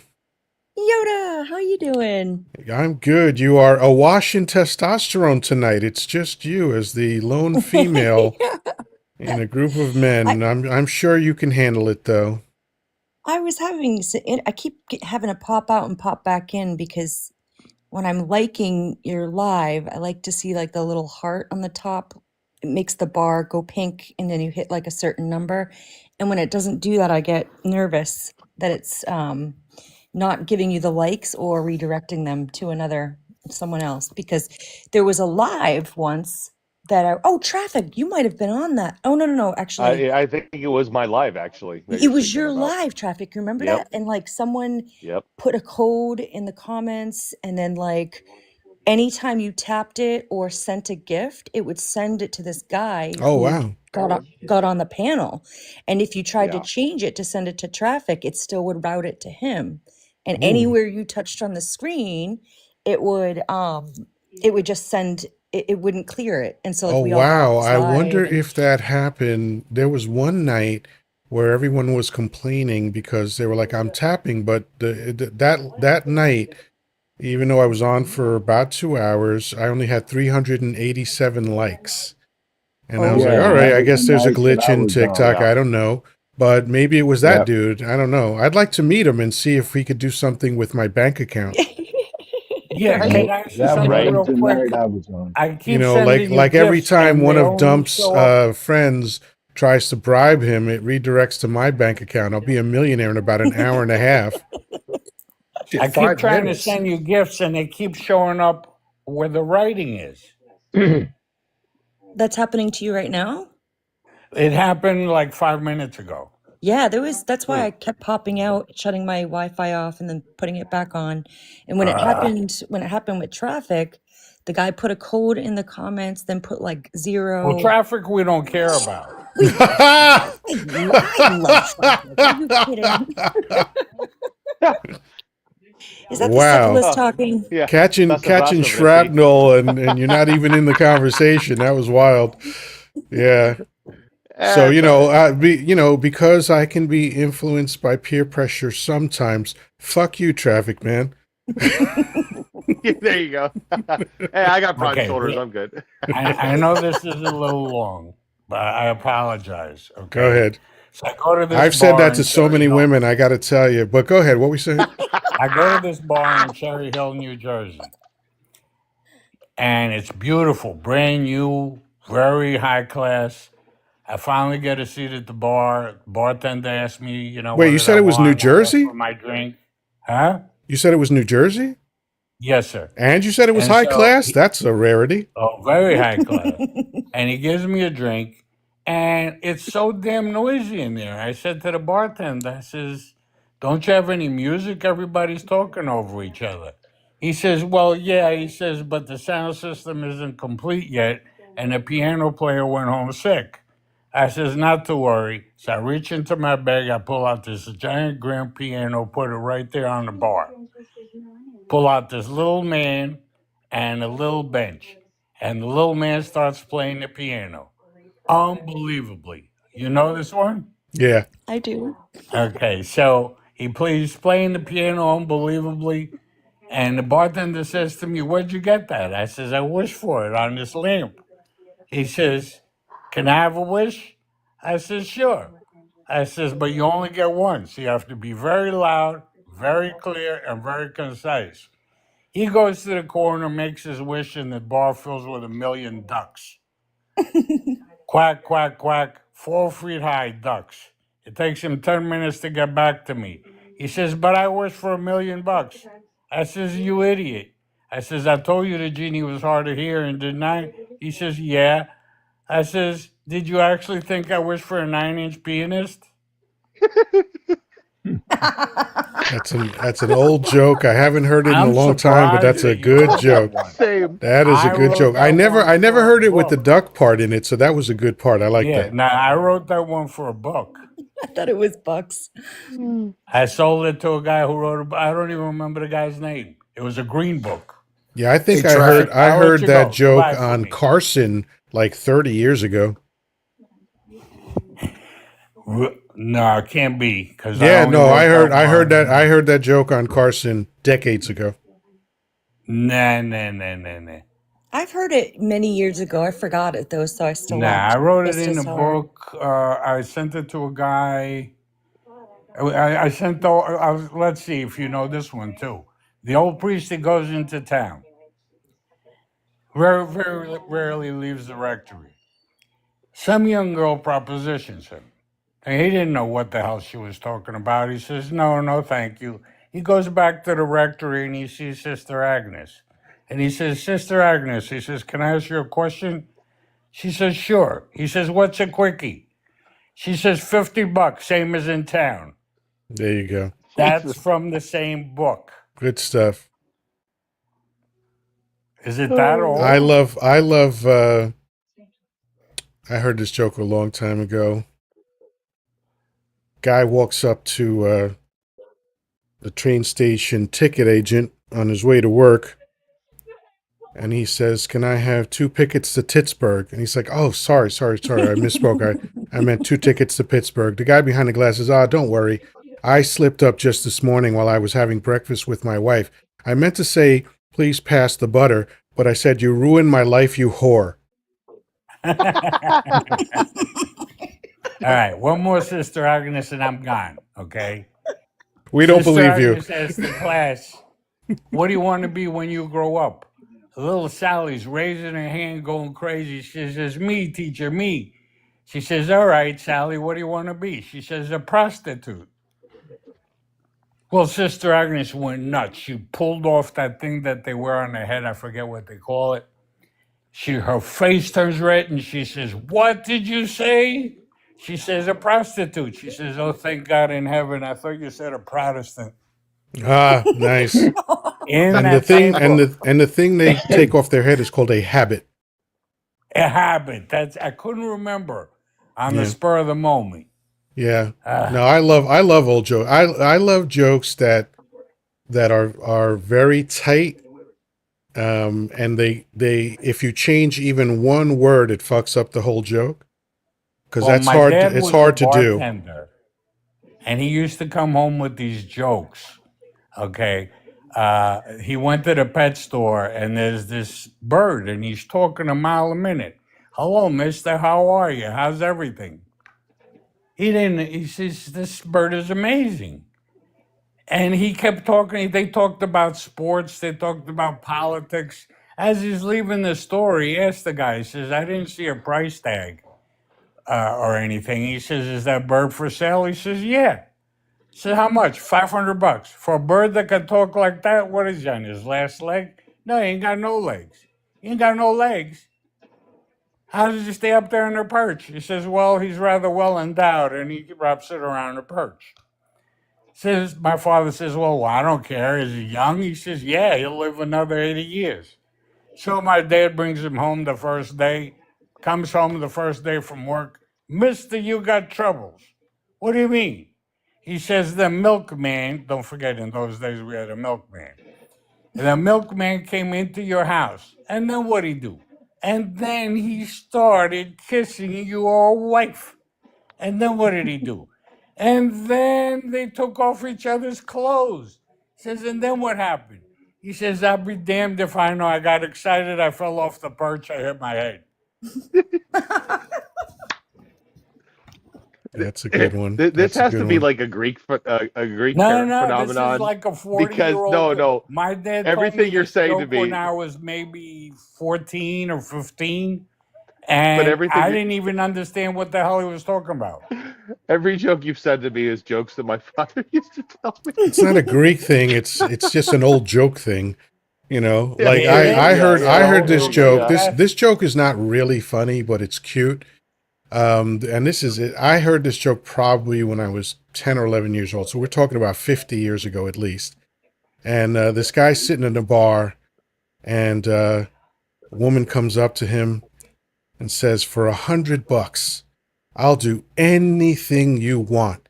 And he looks her square in the eyes and he says, "Paint my house." Nah, I got a better bar joke for I you. love this. This girl at the bar, she starts putting her hand on my knee. And I says, excuse me, miss. I says, when I was young, I had knee pneumonia and my knees came off. What do you want me to do for you? Okay. Huh? So she says, I said, You my knees woke up. fell off. And she says, "You didn't by any chance ever have prickly heat?" What kind of heat? Prickly Prickly heat. heat. Oh, Prick- God. That's good. Yeah. At least Yeah. Blue laughs at my jokes. I love I, I you love know, old I'm, jokes. I've heard a lot of them because I love comedy. So I'm still trying to process it. Yeah, it's still trying to drop in. Well, it's supposed to start with I had ptomaine poisoning and my toes fell off. Then I had pneumonia, my knees fell off. And then right. she says, "Did you ever have prickly heat?" See? There you go. Get it? I tried to shorten it because I it talk too takes a much. second. See, I told you, I'm going to Well, leave. Let you talk to everybody else. All right. All Oh, we right. like hanging out with you, Danger. Well, hey, Yeah, but you know listen, what? Danger has lied to us twice so far about leaving. So I'm Yes. not, yeah, he'll be back. and I don't You mind. keep I'm drawing him glad back you're up in. here, but I can't take you seriously when you say you're leaving. Okay, when I used to work on 61st and First, Dangerfields was on 66th and Yep. First. I've been So there. I used to go over there all the time. Actually grew up in Harlem. I didn't know I wasn't the minority. Yeah. Well, You know, Dangerfield different was the days, king different of times. very efficient jokes. That's, the king of one-liners for a reason. Like, my wife told me that she wanted me to take her someplace she'd never been, so I took her to the kitchen. Oh, Jesus. I am so glad Yeah. I'm in the garage right now. My wife and I went to make love, and we couldn't do it. We couldn't stop laughing. There you go. How about this one? A woman came up to me and she said, "I want 12 inches and I want it to hurt." So I banged her 3 times and hit her with a brick. That's usually I hear punched in the face. Yeah. All right, one last one, and I got it. I promise. Okay, I'm making love to my wife, and my dog keeps staring. Just keeps looking at me, and I'm saying, "Am I bothering you?" And my wife says, "No." Nice. Nice. All right. I'll do an All extension of right, the dog goodbye. joke. Take care. Two guys Excuse are me. walking down the street, and this is a Dangerfield joke. Two guys walking down the street. One guy notices a dog licking himself, and one guy says, "Oh, I wish I could do that." And the other guy says, "Well, go over there and pet him. Maybe he'll let you." Oh, Okay, God that's it. damn! I'm just That's not it. getting it today. It's all going over my head. Listen, if it takes a few seconds, I don't mind. As long as it lands. It did. Excellent. It hit Oh me like my that brick you God, were my talking about. God, my God. See, that's a very clever joke, and Rodney would tell those kind of jokes because this is how he got by the censors, because he never cursed on Carson or anything else like that. So this is how he would get by the censors, is making you picture the horror. Yep. Yeah, Yep. Jerry Crowler was my comedian. That guy was funny as shit. Jerry Crowler? Yeah, I Yeah, don't he's know a him. yeah. country bumpkin from Oh, the guy Country Louisiana. now, bumpkin. the guy who makes YouTube videos. No, he's passed, but Oh, He okay. passed away. he was like Dangerfield, right? But he wouldn't use any swear words. But he will always talk about Marshall Ledbetter. And oh my God, this Yep, he dude, sure did. yeah, this guy, like I listen to a lot of that, as I'm traveling, going to sales calls or meetings or whatever to meet with reps. And I tell you, that hill jack will have you on the floor. You hear me? Yeah, the other guy was Gene Tracy. He would put you on the floor too, laughing. But You he know who used I'm cuss thinking words, about? but he was Steven funny. Crowder. Steven Crowder is currently, Oh. yeah, is currently on Jerry YouTube. He's not a Crowder was comedian. He's wonderful. just a twit. Yeah. Now Crowler Yep. would come out, and his comedy was Jerry Crowler. There you go, Hmm. Jerry Yeah, Cowler. Jerry Clower. Cowler. Yep. Yep, there it is. Yeah, this guy was so unique. He was so comedic unique that, um, you know, he tells stories, and let me tell you, you get so wrapped up in it. And I he get to talk about those raccoons and that them hunting dogs and Yeah. Marcel Ledbetter Well, is that great. you know that when you talk about that kind of thing, I realize why I never heard of him is because I have all my teeth and never banged my sister. So I understand that he's just I'm not his audience. No, well, don't forget, I'm from Helena, Arkansas, right? So Well, I'm it kind of sorry.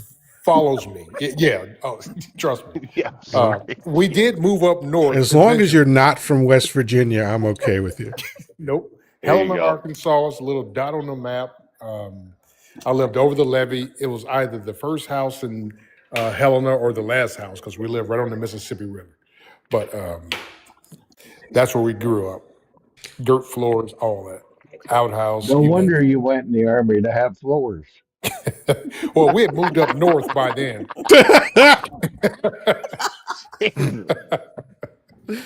Yeah, my water was outside. Listen, I would think of, Candy with the quick wit there. Oh Jeez. man. when you said So you took a shower downstairs, yeah. I would have to take a shower in a number 5 bathtub because we didn't have running water. Oh. Yeah. Well, there you go. You probably So I got your mentioned first West pair of Virginia, and shoes I in the just I army just too. reminded myself of this documentary that I saw around 2009 or so on Netflix. It was called the Wild and Wonderful Whites of West Virginia. Now that is not referring to whitey people. That is referring to a family named Whites or White. And Yeah, they're all inbred. if you've never seen this, you're missing out. It is a treat. It's the wildest behavior that I've ever seen humans exhibit. It is like this family is just a product of like generations of inbreeding, and they're completely addicted, completely dysfunctional, just getting arrested all the time. But the funniest thing I heard in that thing. I wish I had something that I could use as a prop, but the county I think that they live in was called Pogue County, West Virginia, and that's a mining town. It's completely depressed now. It's been eviscerated economically and educationally and health wise and every other way. And what was big back then in 2009 was the Oxy, right? That was, the Yep. what they call the hillbilly H word, right? And he had this bottle of those pills, and he said, "You want to know the Poe County mating call?" Chicka, chicka, chicka, chicka, chicka. I almost fell off the fucking couch when he said that shit. Oh my God. But yeah, you got to watch that documentary, The Wild and Wonderful Whites of West Virginia. Oh, but it was also tragic, like seeing like, oh wow, this is people's real life. This is what these people actually do. That was Yep. crazy. That sounds almost worse than hillbilly eulogy or whatever the fuck he called Oh, that it movie. definitely was. Because Hillbilly Elegy is mostly fantasy. Because Yeah. even though Vance had, he was a typical American. He had the same struggles as a typical American. His struggles didn't last long. The guy went to an Ivy League college. Peter Thiel financed his whole life after that. Like, you know, I can't. I'm not buying the country bumpkin struggling dude story. Yeah, his mother had problems. Yeah, you and 50 million other people. So, like, Yep. Well, and that's the thing is like most of my family comes from Southern Ohio. My grandfather was actually born in Beloit, and it's one of those towns where if you sneeze on I-70, you pass it. My father was born in Martins Ferry, Ohio, which is literally like a hill up from the Ohio River. And my dad gets very offended when anybody says the word hillbilly to him. So, hearing the vice president say the things that he has said about Southern Ohio, fuck that guy. That's all I gotta Yeah, say I don't anymore. recall specifically what has he said about Southern Ohio. Well, no, his idea of like you said with the with the H and all, and just the perils of Southern Ohio, and all of a sudden, he ends up going to an Ivy League. He's funded by Peter Thiel. 99% of the people that are in Southern Ohio are stuck there, kind of a thing. Right. That's Right. that's the lives they live. And Yeah. for this man to rise to a position of prominence and then just absolutely shit on where he came from, Yeah. it's That's not it's it's unusual. you People know do that all the time. But he and in his case, he's just fake about it, you know. But now yeah, Ohio, is there an Amish population in Ohio? yes, Oh, Yeah. vast, yes. absolutely. Yeah, Yeah, we've I got them got to here. respect the Amish. It's like, oh, fuck you with your electricity and fancy tools. We're gonna live like it's 1699. About every 3 months, my wife and I travel to Amish country to buy a lot of cheese and different beef, stuff like that, because they have really good products I'm sure they do. about You an could hour away probably from buy us. a Yeah, whole Amish absolutely. family for a reasonable rate. Yeah. I don't even. Hey, I don't listen, have to even the travel. the Amish about 10 years ago put a roof on my house. They were done in about 5 hours. Yeah. That's right. That- yeah, And I absolutely. respect that because as far as that No, me shit too. goes, I'm useless. Like I have no survival skills whatsoever. If Armageddon breaks out, I'll just wait till the toughest guy comes to eat me because that's basically what's going to happen. I'll fight a few of them off, but I'm outnumbered. It's I come out of my front door and turn left, and there's Amish country. really. Yeah, yeah, Nice. they're here in Indiana big time. What's that smell like? Well, that's the only Cow thing I shit. don't like about that, right? Is because you can wash your car and go on a sales call, but then on the way home, you better stop at a car wash because it's all on the side of your car, under your car, Yep. because those Yep. horses just ride through and they drop it Oh, and leave it. interesting. See, that's a Does part of absolutely. real life that I would have never imagined. That's very interesting. Yeah. Yeah, so you won't see that in New York, right? Right. Right. No, You in New only get that York, here. the equivalent of what you're talking about is crackheads. We actually have laws in Ohio about approaching Amish buggies, how to properly overtake them in your automobile. You know what I mean? And like Absolutely. it's a real thing. Yeah, Yeah, absolutely. yeah, Yeah. you Makes better. sense.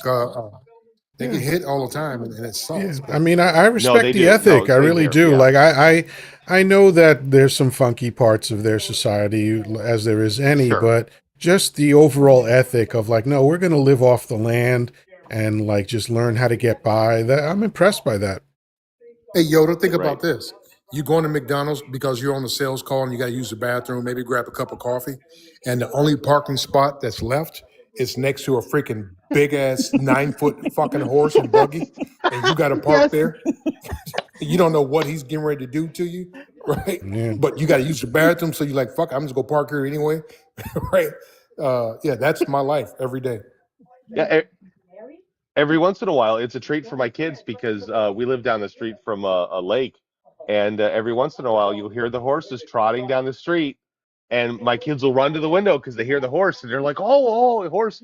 And yeah, the horses and buggies, they're going down to go fish at the lake. So yeah, no, I mean this is part of our life, absolutely. And I tell you what, traffic man, I've got the best Yoder's popcorn in my pantry right now because every I time don't. I pass by I there, disagree. Mine's better. Is it Greek So popcorn? speaking of horses, you reminded me of this meme that I saw a few years ago that I thought was very clever. You know how unicorns are just horses with a horn on their forehead, and narwhals are whales with a horn on their forehead. And picture a horse on the shore, and there's a narwhal in the water just peeking up and seeing the horse, and he goes, "I am definitely going to bang that thing." oh my God. And I was just going to say, If anybody has a computer, look up Das Essen House. It's a restaurant here in Middlebury. And when I tell you the food there is fucking phenomenal, oh my God. They have helicopters that fly in from Chicago and park at Das Essen House and And eat. house is not spelled house like a home, it's Haus. Right. Das House. Dutchman Essenhaus. That's it. Middlebury, Indiana. Sounds like a place I would avoid at all costs. No, you don't. No, they are so cool. You would think so, but Yeah. no, you. And what state's it in? What state's it in? Indiana. Yeah, no, I'm not going. Yoddah, I promise Listen. you, I'll take you with me, and you'll be good. I was just going to say, Yoddah, if you're ever in Northeast Ohio, get a hold of me. I'll take you to a couple different places. Der Das Kitchen. Yeah, no, they make excellent. In order for It's me really good. to be in Northeast Ohio, a series of events has gone horribly wrong. So I won't even ask you to come to Indiana. Listen, even if you're just passing through I on am I-70 or a something. city mouse. I don't need it. Hypothetically, if you ever go to visit Danny, just if you're on a layover, let me know. Fair. If circumstances beyond my control wind me up in a state that I don't want to be in, then I'll look you up for sure. There you go. Actually, you I will one say thing. this. I was in Columbus, Ohio, and it was a business thing. And downtown Columbus, where all the hotels are and stuff, I did find a pretty Yep. good, actually a really good Italian restaurant. And that surprised me. Oh, Because outside of New York I'm- City, it is hard to find good Italian food. I will tell you the overall food scene. If there was anywhere to go in Ohio, I'm going to tell you Columbus is one of the best to have. Not just Italian, but they have such a massive amount of different culture food spots. They're all fantastic. Really, they are. Excellent. That's the place to go. Yeah.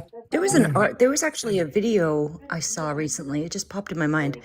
There was flooding that happened. I don't think it was Texas though. And the entire community was like demolished, and all of a sudden the Amish came and they just started putting everything back together, like rebuilding the houses all on the roof. I mean, like 100 of them. And they didn't care to, like, the news didn't cover it or anything. It was just like a moral obligation to help a struggling town. If you Sure. look it up on TikTok, you'll probably find it. I would Yeah. just happen to be swiping and remember it. And I love that when things do go bad at that level, there is sometimes this thing that happens where you just jump in and you help. And Yeah.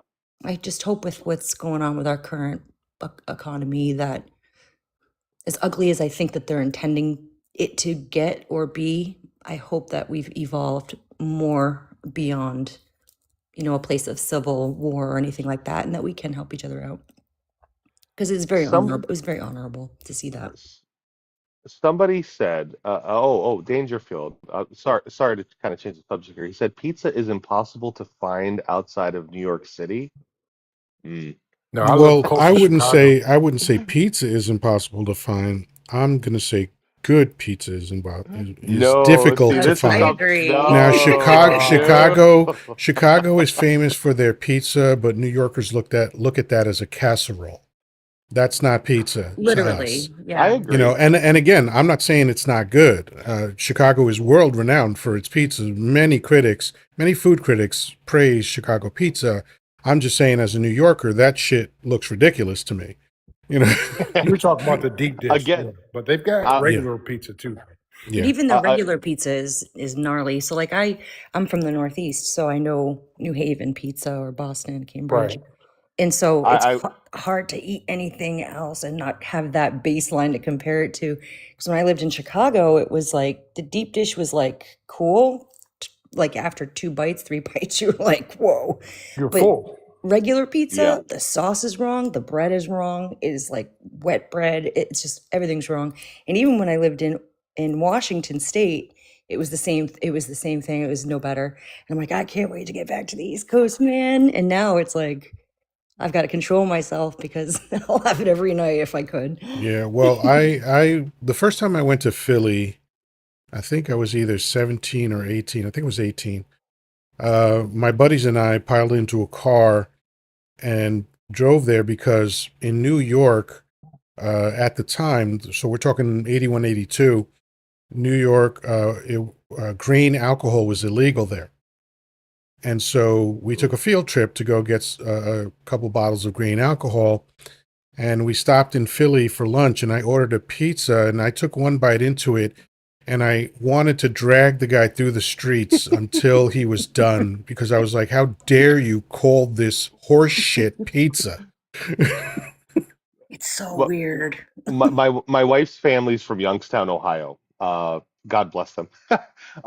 And they have there's a pizza company out there called Cornersburg Pizza, and their pizza is basically dough, sauce, and then they take like shake cheese. You know, it's not necessarily Parmesan. I don't know exactly what cheese it is, but okay, yeah, Yoda's face right now. No, you and I are on the same page with this, and it's just shake cheese on top of the sauce, That's and close to blasphemy, yeah, you exactly. know? Come And on. she was like, honey, no, we got to go out there. You have to try this pizza. It's the best ever. And I remember opening up the box and looking at it and going, what the fuck is this shit? And And look, she got so I pissed at assume me. that it probably tastes okay. You know, like the way I eat Sure, pizza is without cheese because I don't eat dairy, right? So I usually sure, have sure, sure. regular pizza with just vegetables on top of it. I like onions, black olives, peppers, all that kind of shit. And it tastes okay, but that's not like what I associate with pizza. That's more like, just whatever kind of concoction I came up with. But Right. like pizza it's one of those things where it's easy to make, but if you don't understand the authentic aspect of it, like why New York pizza has the reputation that it does, is because all of the elements in it are perfect. And Hmm. it doesn't matter whether you have a soft crust, whether you have a thin, crispy crust. If you don't know how to blend the ingredients together, like whenever I'll go into a pizza place and my go-to is to order pasta with broccoli, garlic, and oil. That's my go-to dish. Every time I'm in a new pizza place, that's how I judge whether I'm going to enjoy their food or not. If it's a Chinese restaurant, it's broccoli with garlic sauce. That Yep. if because if you fuck that up, I'm not interested in anything else you have to offer. If you Exactly. fuck up pasta with broccoli, garlic, and oil, I'm not interested.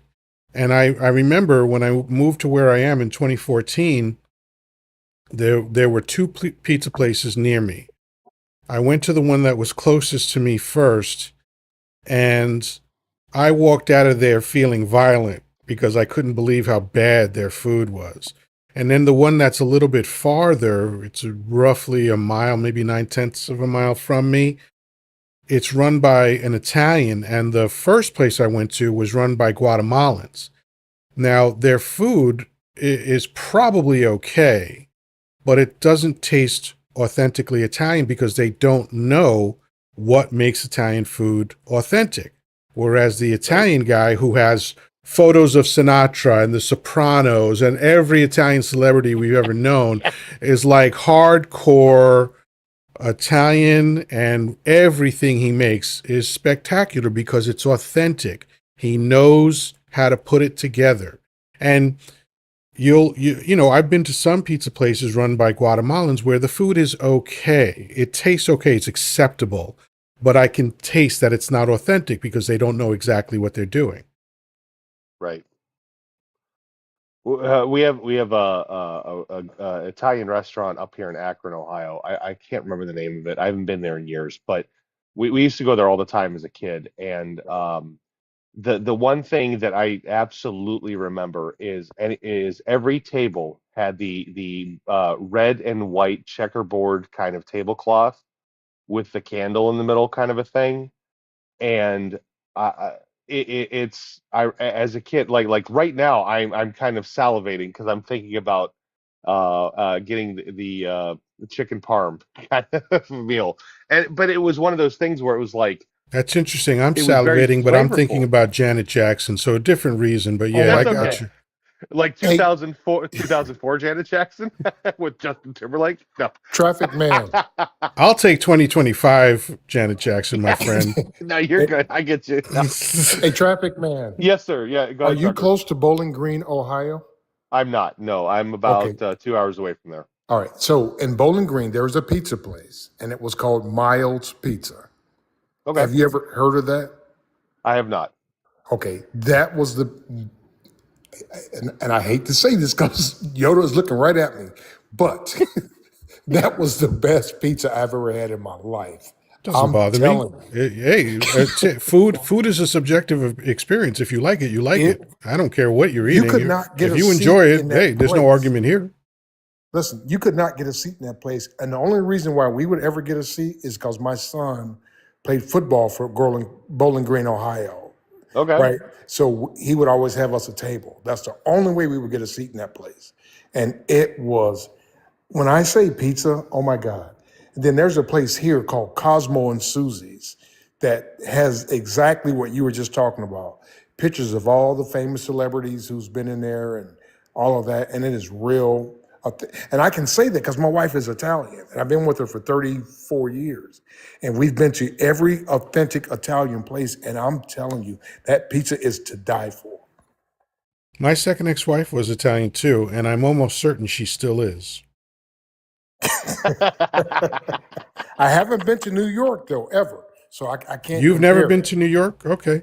Well, here's my sales pitch for New York. It's the center of the known fucking universe. But it's being flooded right now. I can't get there. Whatever. New York is the center of the known fucking universe, okay? That's all you need to know about it. We've got the best of basically everything.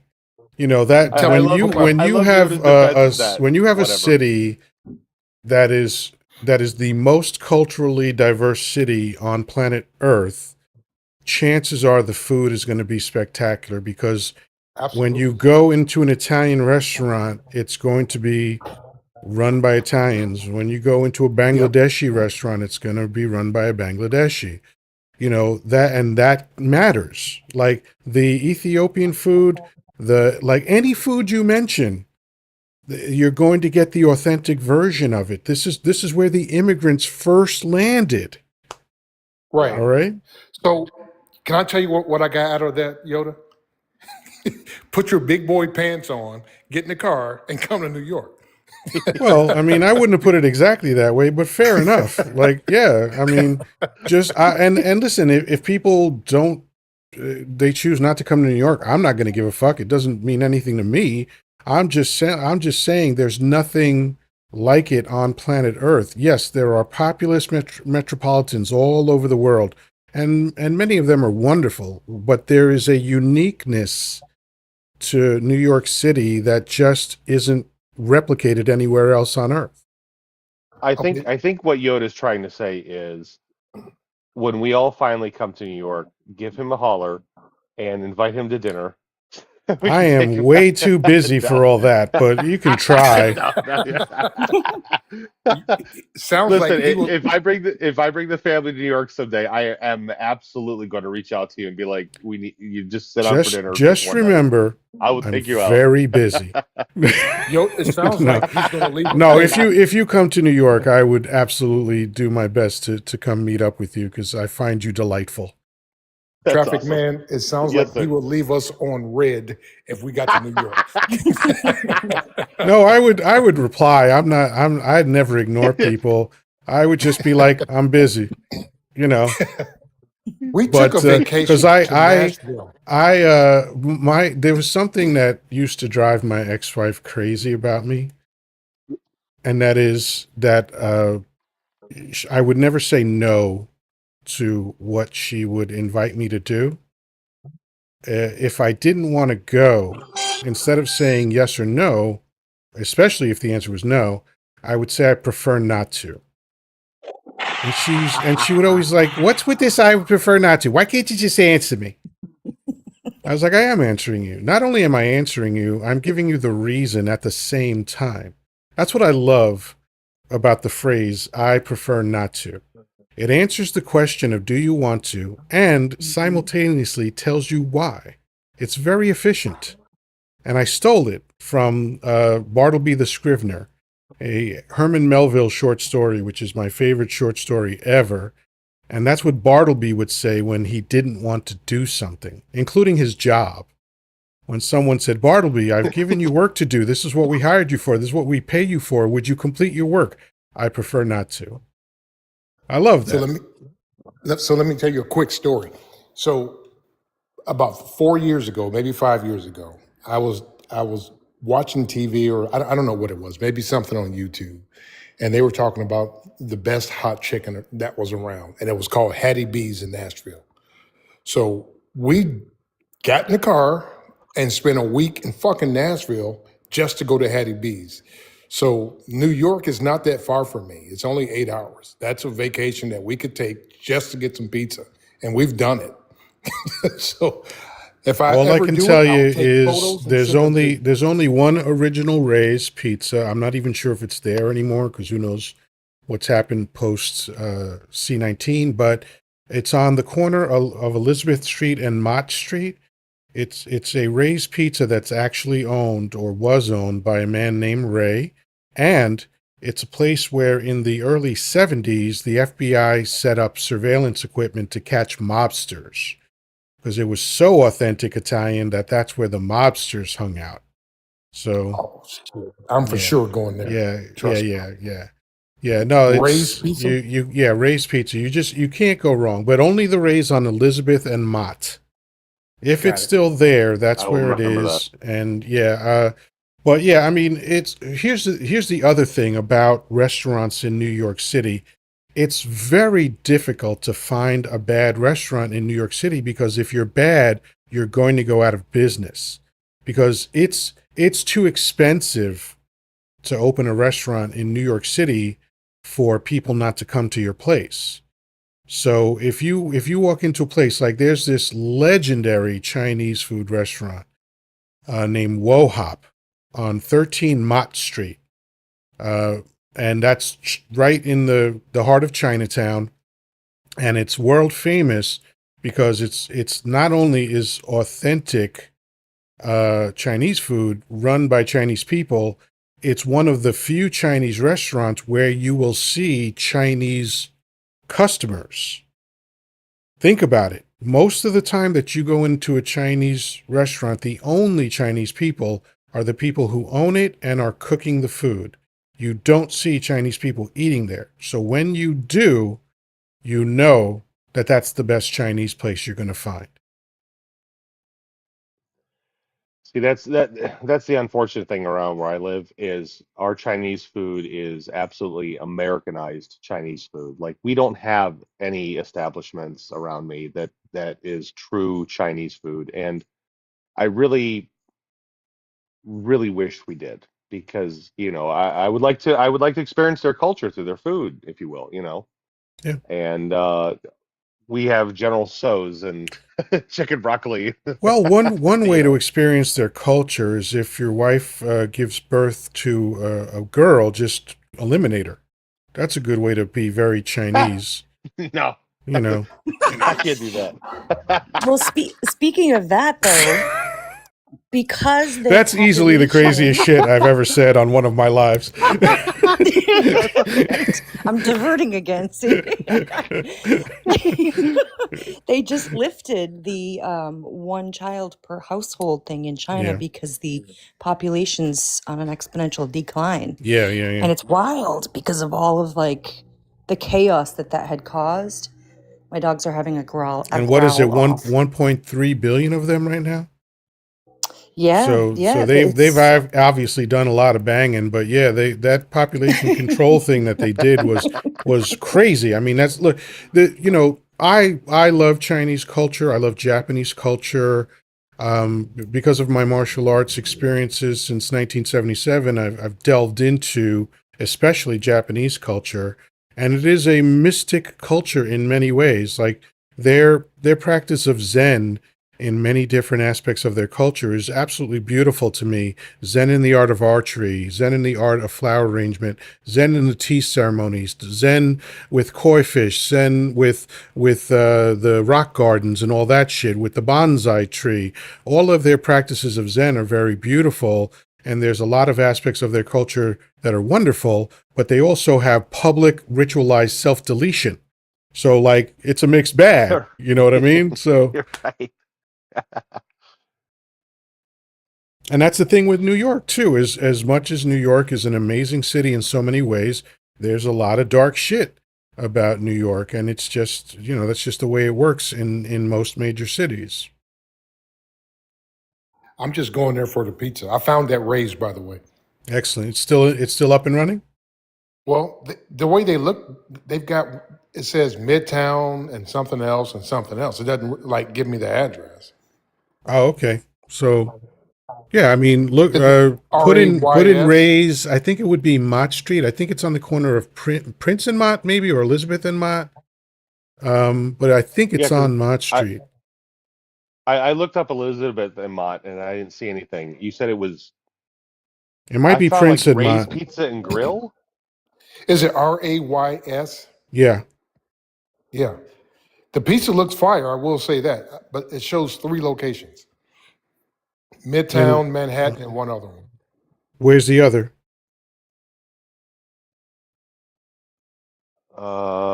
Uh, yeah. Second Street, Mark's Place, New York. Is that where you're talking? Yeah, you beat me to it. But yeah, I had to, Second well, I Street in got to, St. Mark's?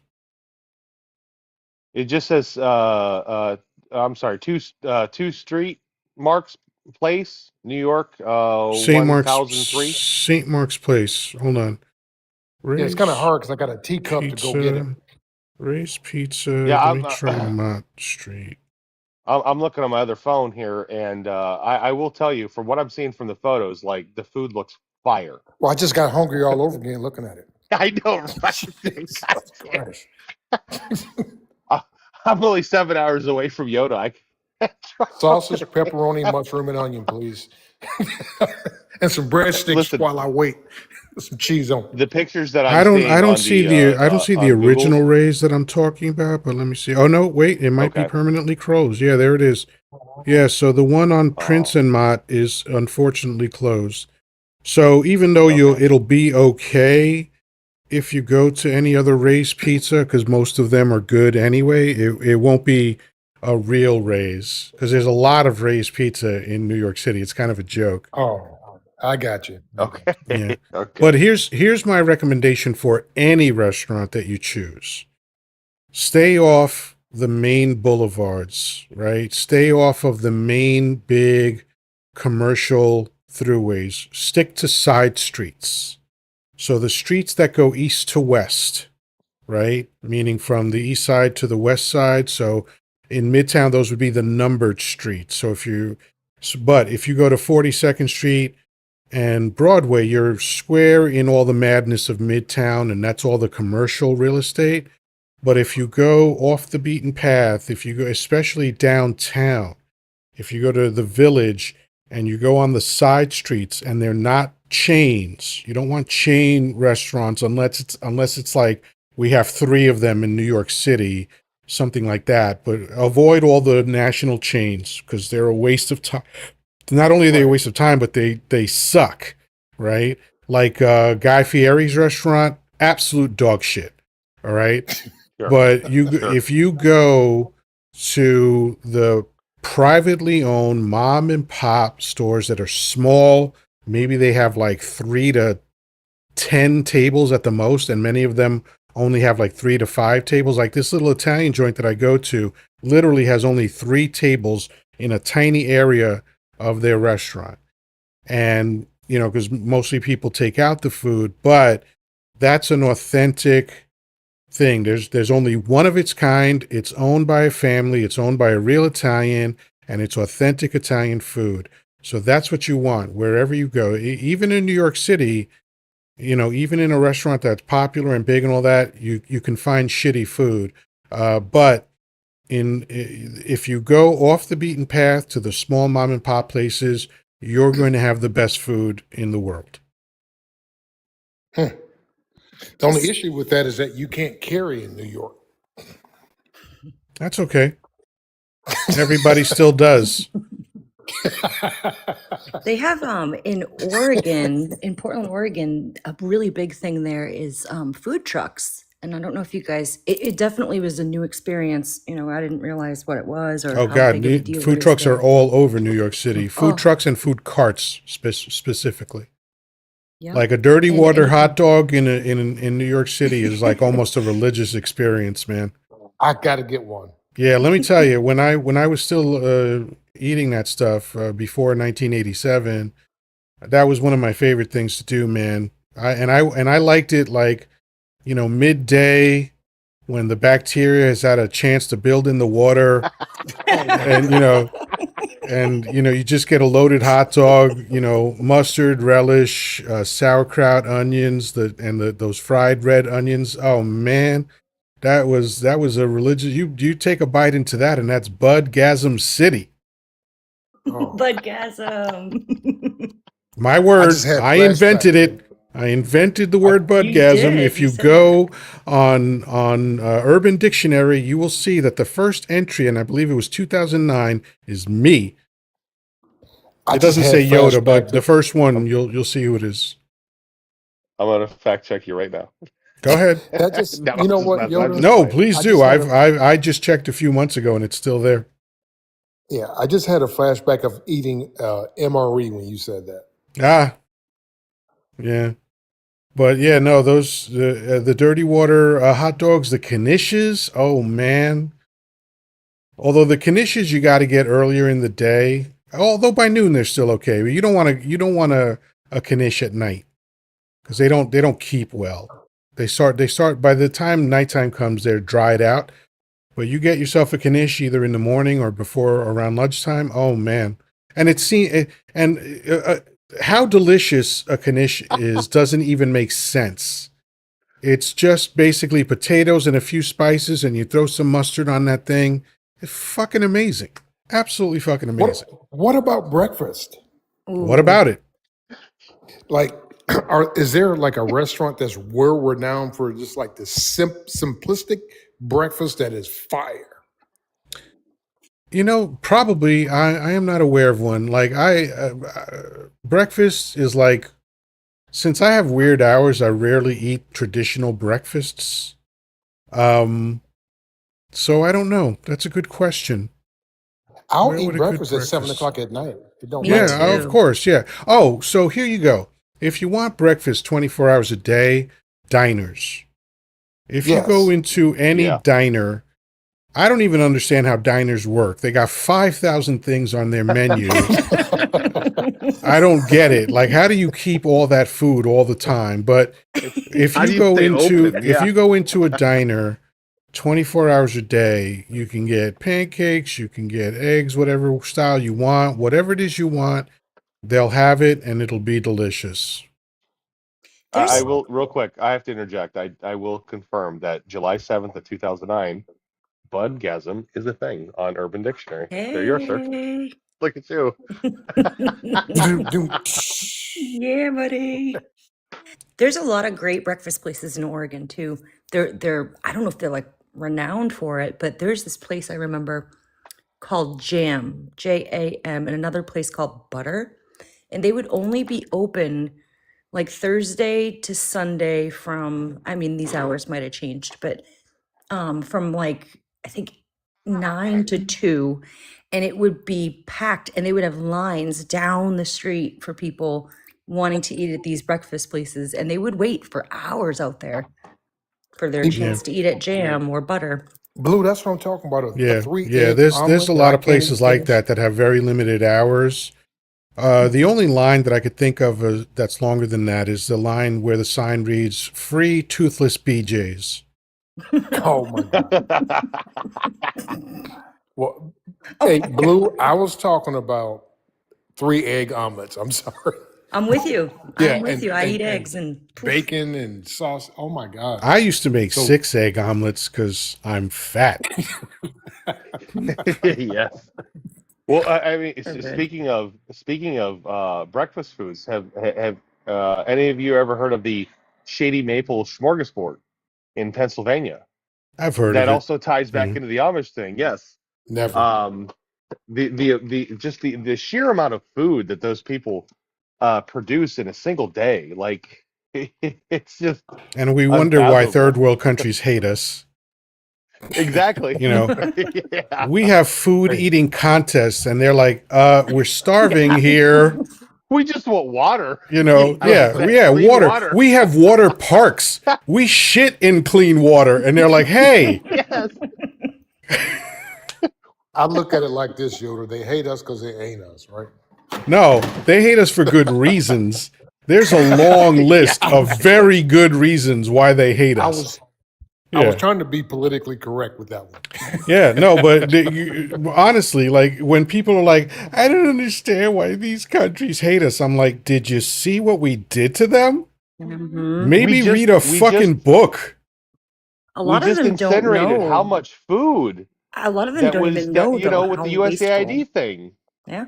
Yeah. How about You this? know? How about the fact this is a an American statistic.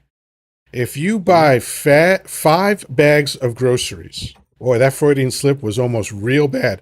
If you buy if you if you buy 5 bags of groceries in America, Hip hop shop, hip statistically hop shop. speaking, you will throw out 2 of them. You will throw Yeah. out 40% of the food that you Mm. buy in America. That's insane. Yeah. No, you're absolutely right. I've caught myself throwing food out where I'm like, man, I feel bad. You know? I have conditioned myself through self-hatred not to throw out food. I make myself feel like a complete piece of shit if I throw out anything because I just Yeah. don't want to do it. I shop pretty much every day or two just so I don't buy a lot of food. And if I buy a perishable, it's in small amounts because I want to make sure that I eat it because I feel absolutely terrible if I throw out edible food. Huh. No, And I I, mean, I can tell you right now, there's a pound of ground beef that's in my fridge that I have to throw out tomorrow because I oof. unfortunately didn't get around to cooking it, and you know, yeah. You know, now I'm starting to understand why people are like, fuck traffic, man. Look at this guy. He just put steaks on the back porch because he don't give a shit. Whatever. He's running around fucking $100 bills to light his cigar. Ah, fuck you. Get a Yeah. job. Yeah, right. And Pull Yoda, I yourself would up from like your to bootstraps, right? apologize for taking your lives south. Wasn't my intention. Buddy, we start south. And work your way Now up you're north. telling. That's what we did. We started south in Helena, Shit. Arkansas. Now I got running Listen, Let me water. tell you, just man. So just wait till the scat. All of these people are like, oh, it's blah blah blah time. It's time to go dark. I'm like, I wake up dark. What the fuck? In more than one way. Just wait till we get into this cat conversation. I will never forget that, Yoda. That Thank you. life was Thank you. fantastic. That's my gift to you. Yes, thank you. The cat? What cat conversation? No, I don't know. scat. No, Hopefully I'll be scat. yeah, hopefully Scat. I'll And be not asleep by the then. singing kind, the biological kind. Oh boy.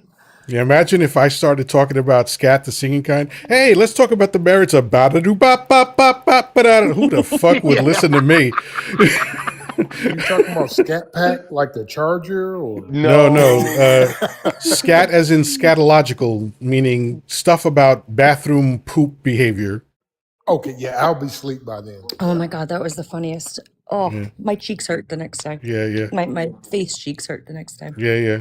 I'm sorry I brought that up. I'm sorry. Why my ass heat jerks My ass cheek jerks. My Your ass ass cheeks jerks. hurt, Oh God. but that's because my boyfriend's an animal. Hi-oh. Oh, Yoda. God, Hey, how about them Cowboys? Fuck the Cowboys. I am uh, heterosexual. However, I haven't met, Ryan Gosling yet. I haven't met Idris Elba yet, so I don't know. I'm not 100% sure. Speaking of talent, remember where we started the podcast on someone that was supremely talented, Steve Martin, right?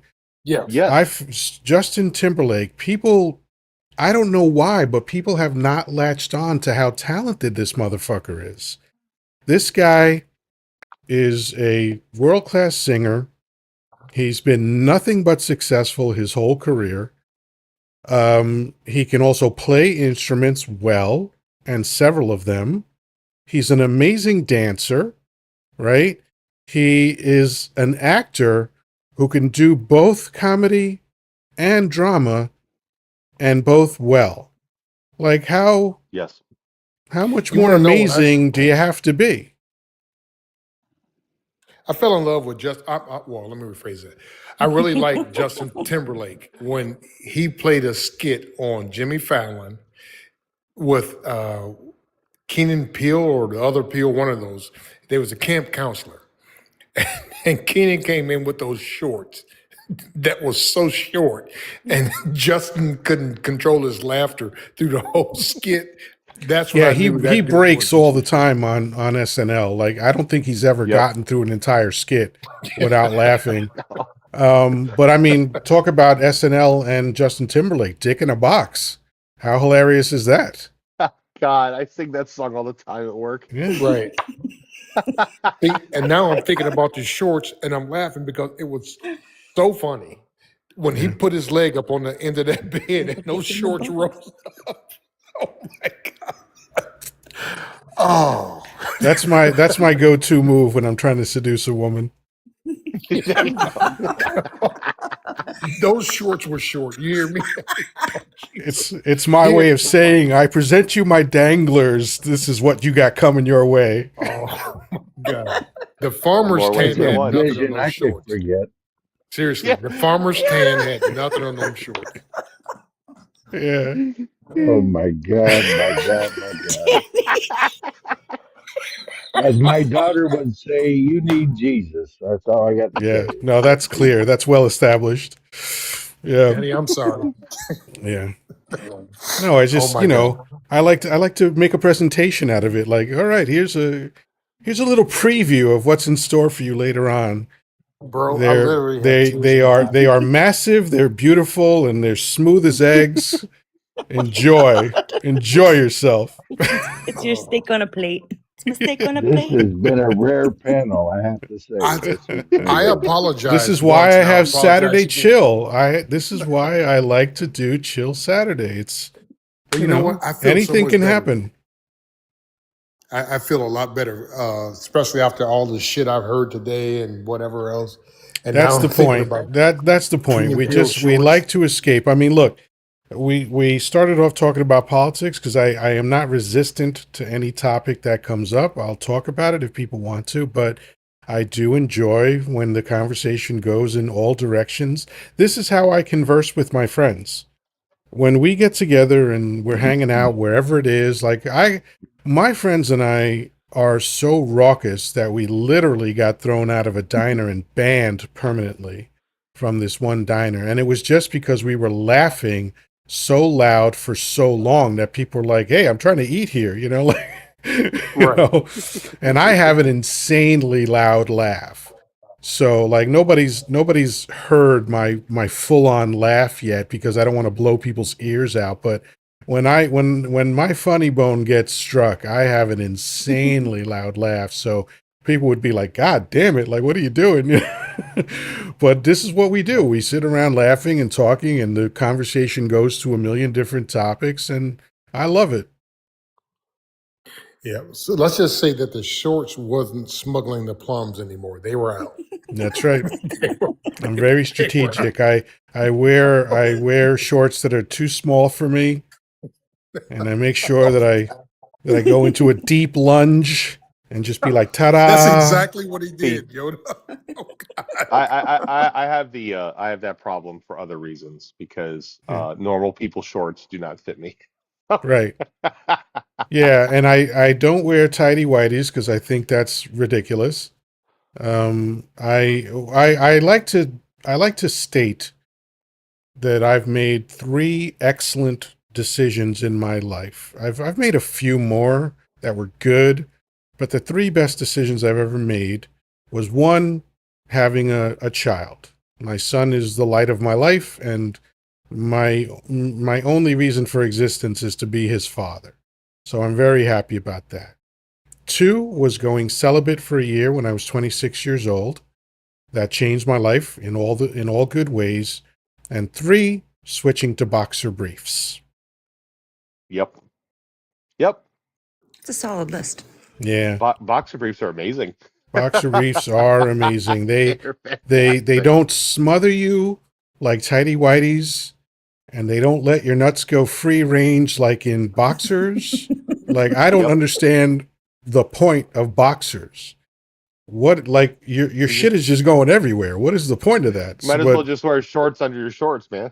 Yeah, it doesn't make any sense. And it's like, but whoever invented the boxer brief, that's a Nobel Peace Prize right there, man. Because The Absolutely. Dangerfield says he wears his tidy whities outside of his pants. I'm sure he does. Yeah. sure, why not?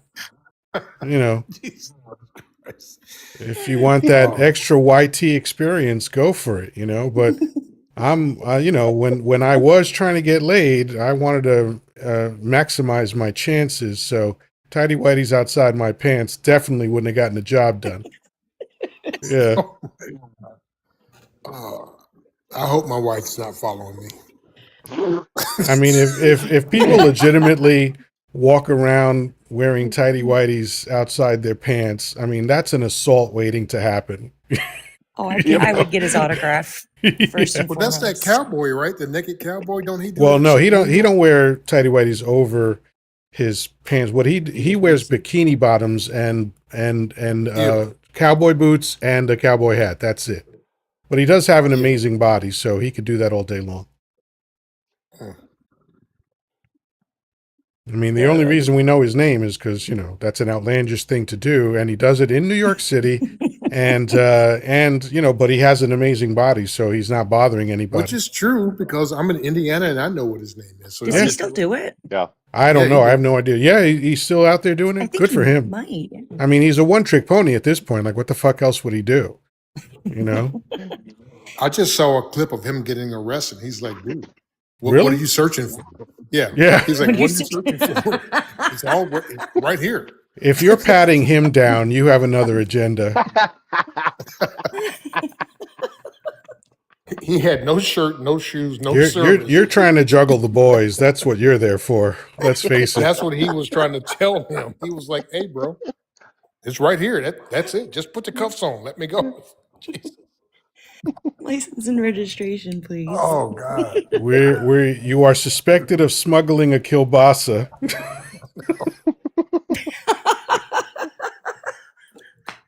Yoda, I'm not coming on any more of your lives. I'm just saying. I'm done. This is But it. what's great is you can come to them. That's the fun part. Oh, my God. Yeah. Optimistic, close your ears. I know you're down there. Close your ears.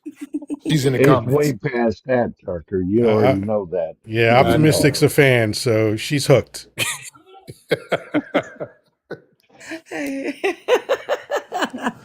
Can I Must get I that remind you, job? Can I Trucker? get that job? Must I remind Right. you, Trucker, of when you were drinking Coors Light and tapping that gin? How night that went? So go ahead. Just, Yeah, well, it seems like things never change, Danny. I know. But we had a good time that night. We're having a good time tonight because I'm doing the same thing. So Yeah. I know. I figured that. I already had that in the. I checked that box as soon as you came on. So, well, I just started when he started talking about some other stuff. I'm like, okay, wait a minute. Let me Hey, let me man, get my senses about me. that Jesus juice helps have a good time, man. You know? Yeah, but I only do it when Danny's around because Danny keeps me under control. That's All true. right. That's true. Those are strong words, man. I like it. What's Jesus juice? Well, it's alcohol, basically. Although technically it's wine. Jesus juice is wine. Like moonshine? Yeah, I was gonna say the I've shit heard I'm it. I've thinking heard of. it associated with wine only because when you take the sacrament in church, it's the cracker and the shot of fake wine, or in some cases real wine. I think in Greek Orthodox they Yes. go full ham, because Greek Orthodox, for those of you who don't know, is the top of the pyramid of Christianity. They are as Catholic gets. Yes. We absolutely use the wine is called Mavrodafni, and it is Yep. 100% real wine. Yeah, But The we real don't use the stuff. cracker. We have bread, but there you same Yeah. go. difference, if There you you will. go. So you're No, not we faking the use the funk, cracker. man. That's what I'm talking about. That's right. Did you guys We see use, that Kenneth Copeland video where he's sitting next to another please tell me someone has. But he's sitting next to another pastor and they've got the wine in front of them and he cuts his hand. The other guy cuts his hand. They drip it into each other's drink and he's like, okay. And they like drink it each No, other's I've never blood. seen that. I have Check not it seen No. out in the Damn. search bar after this live. That It's they really must be wild. YT men. Yeah, that's not no, that's some weird That shit. is some Why real the YT whites What the shit, fuck? man. wonder. Yeah. Optimistic, how you doing this evening? I'm, I'm doing I'm doing well. That's Mystic. good. What is up? We need some estrogen. Thank you. And folks, just so you know, let's all make a pact just never to believe Dangerfield again when he says I'm leaving for the night. The sixth. Is Okay. that the sixth time, Danger? It's like his fourth or I Danger. fifth told you time that up a I here. had long a I've heart time lost attack ago. count. several years ago. I I think told And you I that went a up to long heaven time and I ago. saw St. Peter. And I said to St. Peter, who are all those people down there? He says, well, there's the Muslims, there's the Jews, there's the this, there's the that, there's the other thing. I said, where's the Catholics? He says, well, they're behind that wall. I says, why are they behind the wall? He says, well, we like to humor them. They think they're the only ones going to make it up here. oh gosh. But the other problem I have, the other thing I want to say to you, is lying down, I'm like 3 inches tall. So I had my friend stay here with my wife while I was away for a month. And, he's a tall black fellow. And, when I came back, every time we go to fool around, she kept saying deeper, deeper. I said, what the hell are you talking about? I'm muting. I'm muting. Look, you El got you got you Dangeroso got is in the Vicky house. typing what WTAF, what the actual fuck. That's Vicky. Vicky is typing that out. Okay. Well, I got a Oh, I so got a I Richard got to Pryor behave joke for you. myself. I got a Richard Pryor joke for you. Listen, Okay. he's Oh, arguing with Richard his Pryor, you girlfriend. kidding? Yeah, he's arguing with his girlfriend, and she says, "You better shut the fuck up, or you ain't getting no more pussy." And he's like, "No, hold on. What did he say? Shit, I might have fucked it up. Uh, I oh thought no, I no, knew no, all no. his jokes. Okay, I fucked up the joke, but I'll recover." And he said to her in an argument, "If you don't shut the fuck up, I'm gonna go outside and get more pussy." She said, "If you had 2 more inches of dick, you'd get more pussy right here." I told you I'd recover. I loved Optimistic. him. Total So Put your recovery. earmuffs Dangerfield, on. Dangerfield. To elaborate on your joke, I used to use a pickup line, and it never worked. But it was always that I'm 6'7", laying down, and then that never worked. But as you can see, Miata for scale, I'm not a small person, so How did you put the top on of the convertible? Like, did it I hit you didn't. in the back of I Yeah, the head? didn't. yeah. I He had no I choice put about goggles that. on to drive on the road. Traffic Yeah. man, you are my guy. But Well, you here's look here's ridiculous in that here's damn one of the suit. corniest Trucker. one of the corniest male brags I've ever heard, but it is kind of cute where a dude would be like, "My member is 2 inches from the floor." Hi-oh. Oh Right? gosh. Okay, again, optimistic. Please put your earmuffs on. I've been drinking my Jesus juice. Oh Okay. shit! All right. Oh hell! If My you think favorite my that favorite traffic earmuffs are man, thighs. Oh if god! if you think Very traffic This good. thing man is so is out of control right now. I guess we're going there. put How his the fist hell do pod I on only his have head, one he's This, mic? I this just really time I dumb. realized. promise I'm leaving for tonight. Nobody believes you. Bullshit. Not No one Yeah, of I us way. know. believes Sometimes. you. But But I all right. promise I'll be back tomorrow. All right, But excellent. I Have a got to good night. figure out how the hell I keep giving you stuff and it keeps ended up in the writing. Yeah, I have no idea what's going on there. But anyway, Maybe if always a I pleasure, come man. out completely. Always a pleasure. Have a good night. Let's I see. Optimistic, send me some What's likes. I got only one. It makes me sad. oh wow. I That will. is Thank you. that is so pathetic. But hey, It is, and you I'm know. begging right now. Yeah, that's the pathetic part. Oh Jesus Christ! Look Oh at my that god, sucker! Look at that Yoda, chick! I never mind. I can't believe you asked for stuff. Jesus Christ, Tucker! I Yeah. didn't want to. I did See, not want to see, belittle see, myself. Danny and I are old school. Danny's only 15 years older than me, so we are old school. So to hear a man beg like that is I just know it. sickening. I know. It's I know sickening. it. I know it. It's beneath me. I'm 56. I should know better. But you know what? Shit happens. He has shown me love. Right. Thank you, Mystic. Mystic, I will tell you this. I started my TikTok 8 months ago, maybe 9 months ago. I don't know, 12 months, whatever the fuck. But Mystic has been with me from day one. And that's my, you know, Nice. so thank you for the 50. Yes. That's beautiful. No problem. No problem. Jesus But Christ! back to the Richard Pryor Optimistic has been jokes. a friend of ours for a little while, so I appreciate that. Can we get back to the Richard Pryor jokes? Oh man, there's a million of them, No, you you know. lost But me on the giving him 49 goddamn coins out there. Jesus Christ! Didn't even give he didn't listen, even give the know, top soldier any coins. Look at this women she are said he was women are trying me. conflicted when men beg. There's a part of them that dries up completely, but then there's another part of them that becomes, like empathetic.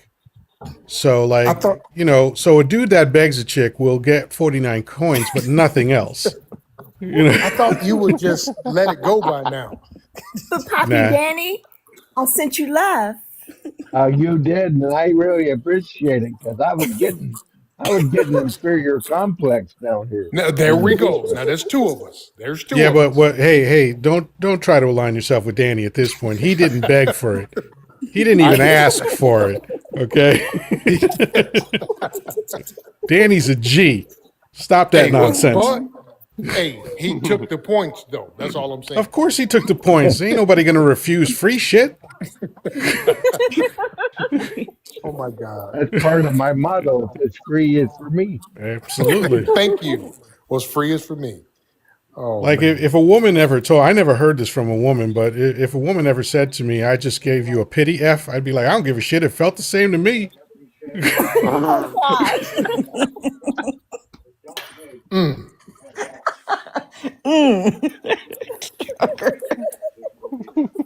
I'm just not going to Don't comment call on it it. effing. Call it making love. All right, they both involve my dick, so I don't care. Call it whatever you want. Ear, optimistic. I'm going to say it again. Earmuffs. Juice or no Oh, juice? years. I done went to Too the late. scotch now.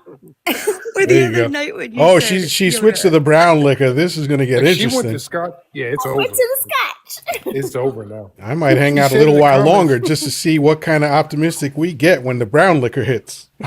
hey Yoda, She said in the I mean, comments that she went. this past Monday we saw what happened when Jeannie was under the influence. So hey, Yes.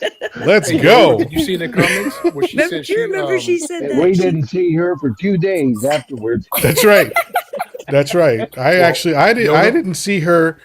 I didn't see her for 4 days. It was only yesterday and she didn't even respond to a message that I sent her. I was like, oh shit, I'm starting to feel bad about this. I actually sent Cherry a text saying, please reach out to Jeannie in case she's feeling any kind of weird way about what happened Monday, because we all were delighted by everything that she did that night. I loved it. I there was You're no right. harm on I my did part. So too. It was I good just Yeah. wanted, accountability. and I didn't know, I had no way to know whether she was feeling anything negative, but because I didn't hear back from her, I was like, oh shit, maybe she, something's going on. So thankfully, and that was Friday. So thankfully Friday night when I came on, Jeannie was there. So, and man, That's right. let's all pause for a moment. Anyone who was here last night and heard Jeannie sing, I mean, how fucking magical was that? I'm getting awesome. goosebumps again just thinking Yeah. about it. It's awesome. It was Listen, awesome. I'm serious. I muted up and got the guitar out and started playing some riffs for that because no, it was perfect. It Yeah, it was good. was. oh well, shit. Y'all ready to hear me sing? Yes. That's a big no. Though I'm glad she came back though, because it was that comment where she was saying, it's okay if it's the low hanging fruit. And Yoda said, I'll tell you what's a low hanging fruit. My nuts. I Oh God. lost. That's when I lost it. And I'm like, she's not coming back. She's not coming. And she did come back and she still sang again and blew our socks off. Yeah. She Wow. Listen, did. See, I talk so much shit that I lose track of it, so I didn't even remember saying that, but that's funny as fuck. Can we request me back? Yes, you did say that. It's That's right there. correct. No, Oh He my goes, God. my nuts. totally on brand for me. I don't deny saying that at all, because yeah, that's clearly me. But Oh, and yeah, thank so whoever gave Traffic Man his points. I was going to beg for him, but he's got 13 now instead of 3. So we're good. listen. I'm standing tall next to a stop sign. I don't need to beg for points. I'm good. see that? Hey, I'm just trying to help you out, brother. I listen. Hey, I've been living where's large And that my and entire life. and I'm look good to at go. look at Traffic Man. We're starting to see a different side of Traffic Man. Because here's Trucker being kind and extending an olive branch, and what does Traffic Man do? Kick him in the fucking teeth. He Jesus. just shit all over it. What kind of fucking Just filthy shit all over animal you. are you? Jesus. So whoever was going to send him points, send them to me. That's all I'm saying. Fuck Traffic Man. Really? There you go. I my next live might be titled Fuck Traffic Man. I'm really getting sick of you. You know what? Traffic Man, and unfollow me, I'll by be the here way. for that. Oh my and, gosh. and he said that with no piss spot on his head. Yeah, That's just what. go ahead and unfollow me, Traffic Man, because I'm going to do the same. Hold, Oh hold my up, hold up. god. Oh, As requested by Danny. there you go. There There you you go. Oh, my He's go. got his God. fist Not There you the spot go. on. turtle helmet. See, No. I got it. Oh, God. Yeah, the green helmet. Yes. Oh, Danny requested. That's all I'm saying. Listen, That's when I right. went into First the sergeant told military, you. That's right.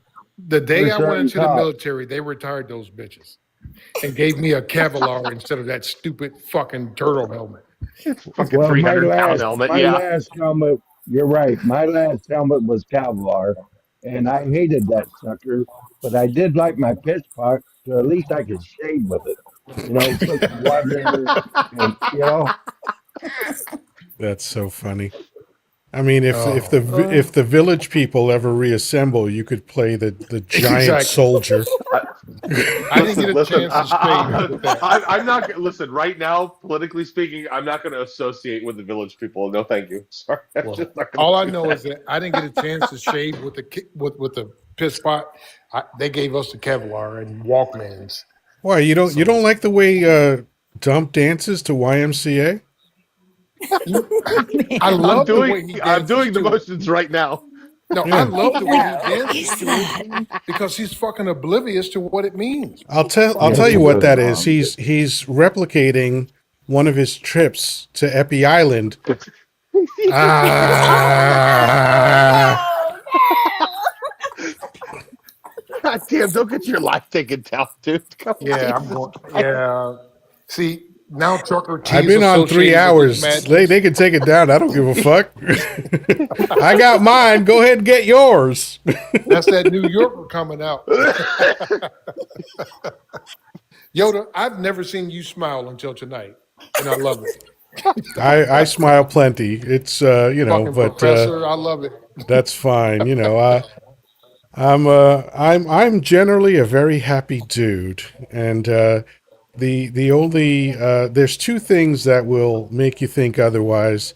I have a severe resting bee face, and I talk a lot about politics, and I generally don't smile when I do that. But in my real life, I am a very happy dude most of the time. Well, that's what's up. Yeah, I mean it's hard not to be happy.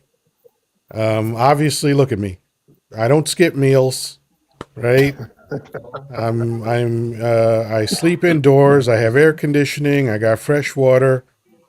My refrigerator, even if it's empty and my cupboards are empty, I'm 3 minutes from food on any given day, so I Now we can't bragging. complain about anything.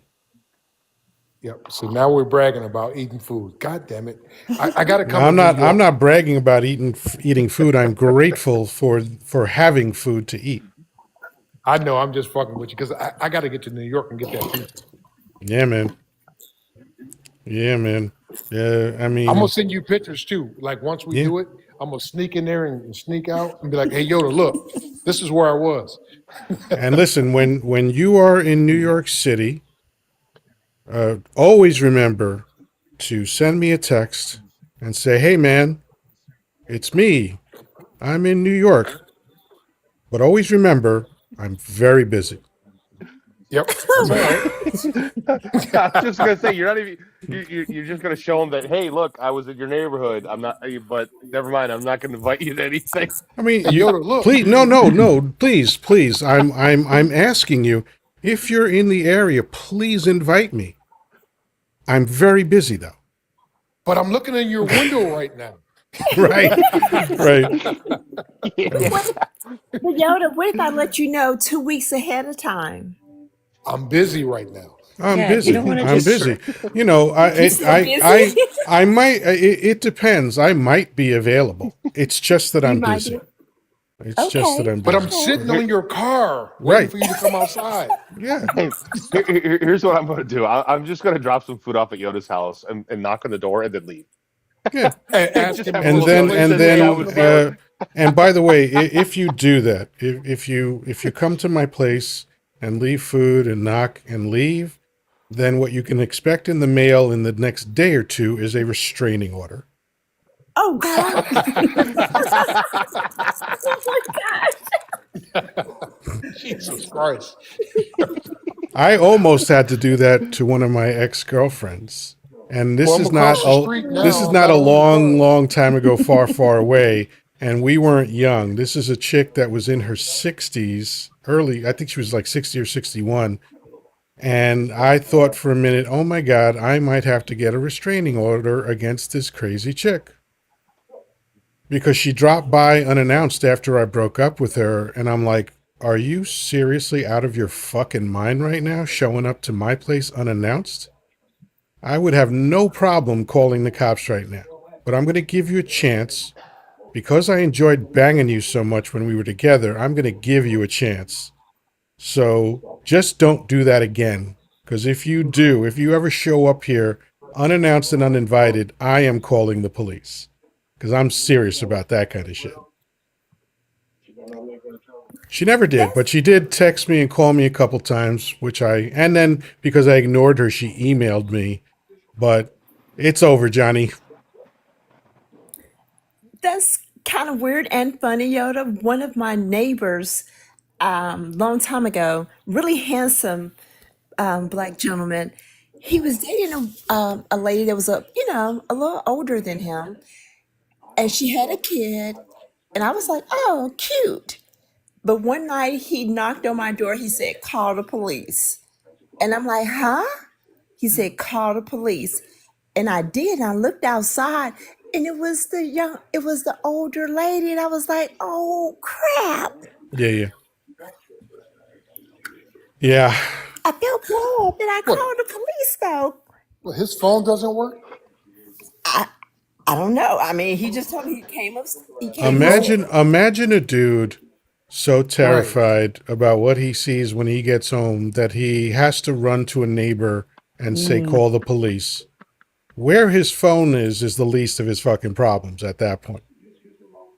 I mean, it could be worse if he ran to your house and he was naked with his dick in a box. Then maybe, you know.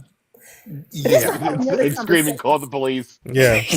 Yeah, that's a person that you got to trust when they tell you that Well, in that well, situation. that's a little different. Yeah, Yeah, that's a yeah. whole different. Woo. Because I knew he was Trucker T. He was from Louisiana. His job, was the reason he was here. And I was like, whoa. But Okay, I so felt tell me that story again, because maybe I missed the first part. my neighbor ran to my house in the middle of the night, and he woke me up and he said, call the police. Okay, yeah, he saw some shit. Yeah, he saw Yeah, so something. what happened was there was some shit going down between him and the woman, and he had to bolt out of his own place. Yep, he got up out of there.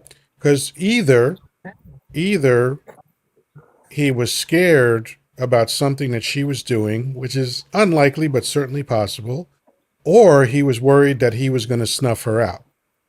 Right. So was he okay? Or did he come home and put his keys and phone down and turn the light on and she's laying there like, hey, honey. And he's like, oh my God. Turns around, books to the neighbor because he doesn't have his phone now. Be like, this chick that I just started dating's in my house, just chilling Right. in there. But she was a little short, petite lady. He's a tall, really handsome gentleman. So he And I just didn't was, want to deal with it. He didn't want to deal with the hassle of it. Look, I have way too many stories where I had a hefty bag full of my shit as I was running away from some screaming chick. You know, it's I just a don't have thing. those, Yeah. Well, and I'm trying to put my mind on it. I when I was younger, up until I was in my mid-20s and maybe my early 30s, I had a particular attraction to very damaged women.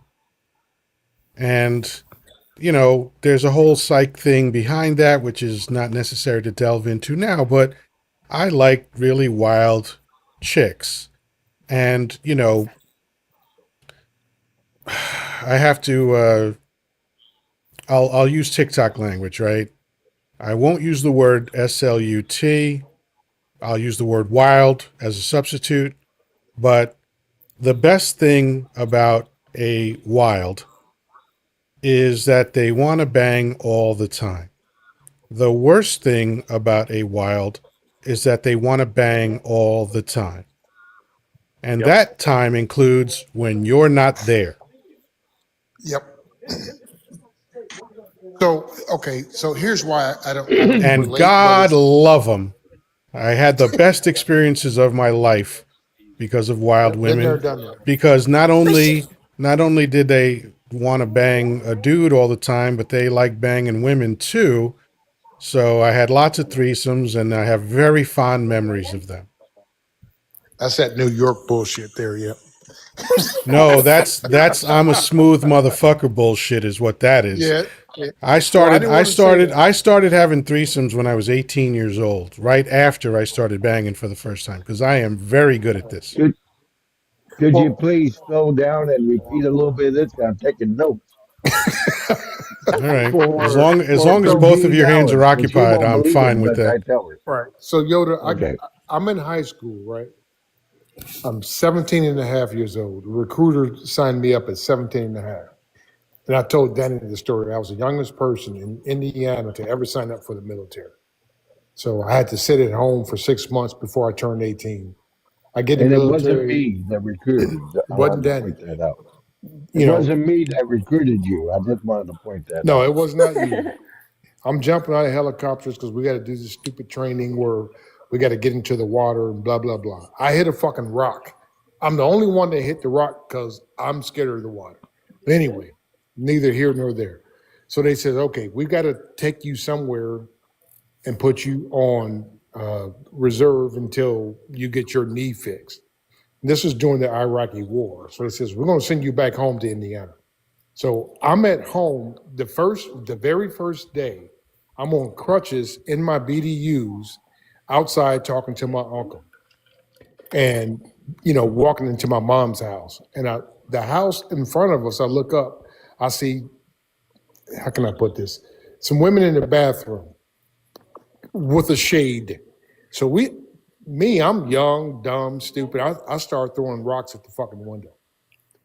She told me to go to hell. All right, that's where I'm going, right? So I went to hell. So I went to my mom's house, and then 2 days later, she's knocked on my door. Says, "Hey, I've got a cat in the tree. Can you help me get it out?" I'm like, "No, I don't really fuck with cats like that. I'm not trying to get your cat to a tree." She's like, "I really need your help." All right, fine. Got this stupid cat out the tree, right? 2 days later again, same thing. Ice is stuck in the fucking tree. So I'm thinking, okay, is she throwing this cat in the tree for me to come over there? Because something ain't making sense. So the third time the cat was in the tree, but this time she had dinner after the cat was stuck in the tree. So, and we've been together ever since, long story short. So I haven't had all the stories in between, right? We've been together for 35 years now, 34 years. All because of a stupid fucking cat named Ice. You hear me? So anything named Ice, they can go fuck themselves. Because I haven't recuperated since. I think this is the first time I've ever seen Yoda put his hand over his face. That You're is welcome. that is easily the You're best welcome. punchline I heard this evening. You're welcome. But and we've been together for 34, 35 years Yeah. since that stupid fucking cat is in the tree. Why are you so Trick or mad at the treat. cat, man? The cat facilitated your relationship. I, What the I was fuck? gonna say, I think there's If a I were metaphor you, here I'd for have the a cat being bronze stuck in. statue of the cat on my fucking mantle. That cat got you to kitty. What are you complaining about? Oh my God. Well, if I didn't look at it that way. I was a total 180, right? But I love my wife to death, right? So So the anyway, cat's name was Ice. yes.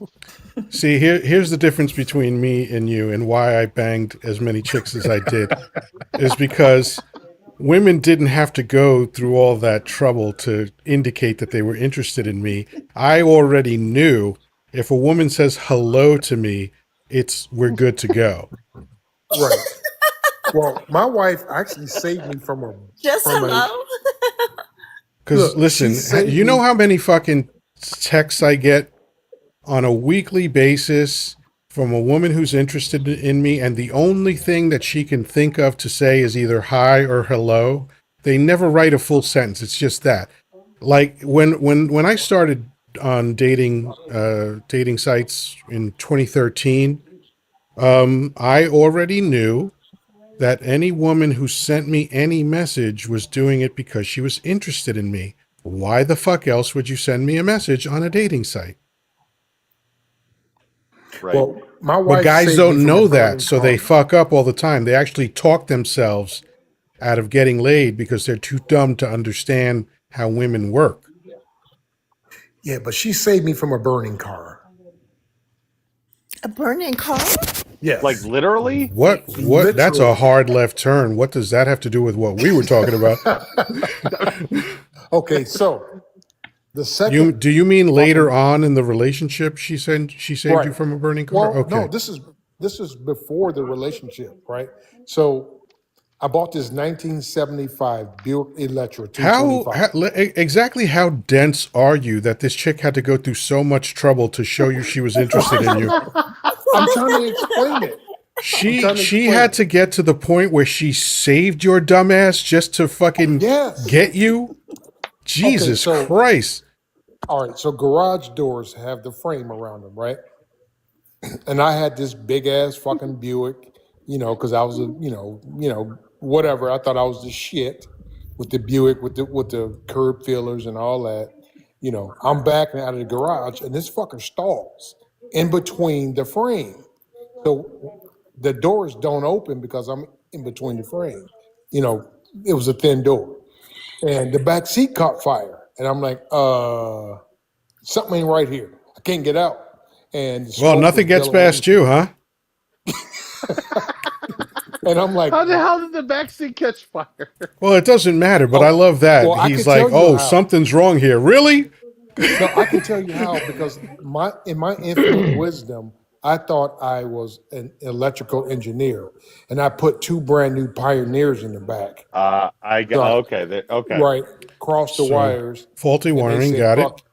and they said, fuck you, we finna burn this bitch down. And it stalled and turned fire, and I couldn't get out the car. So they end up pulling the car out of the driveway, and she's like, I'm sorry.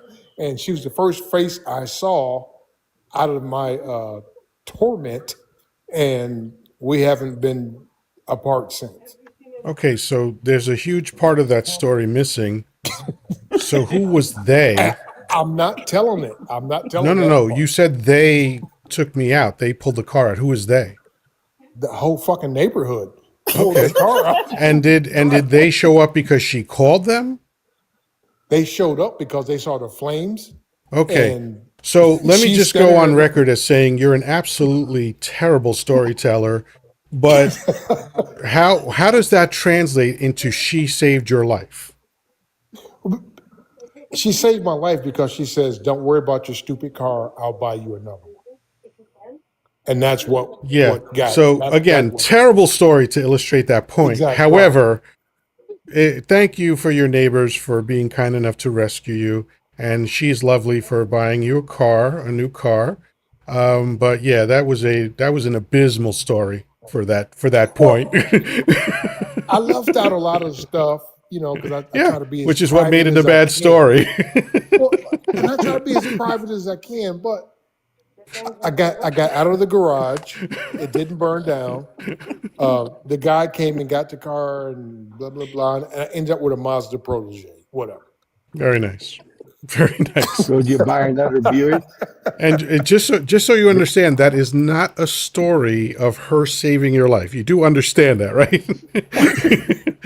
In my mind, it was at the time, Yeah. Yoda. God damn it. Yeah. This Well, was 1990. yeah, it's 2025. You've had plenty of fucking time to think about it, and you still got it wrong.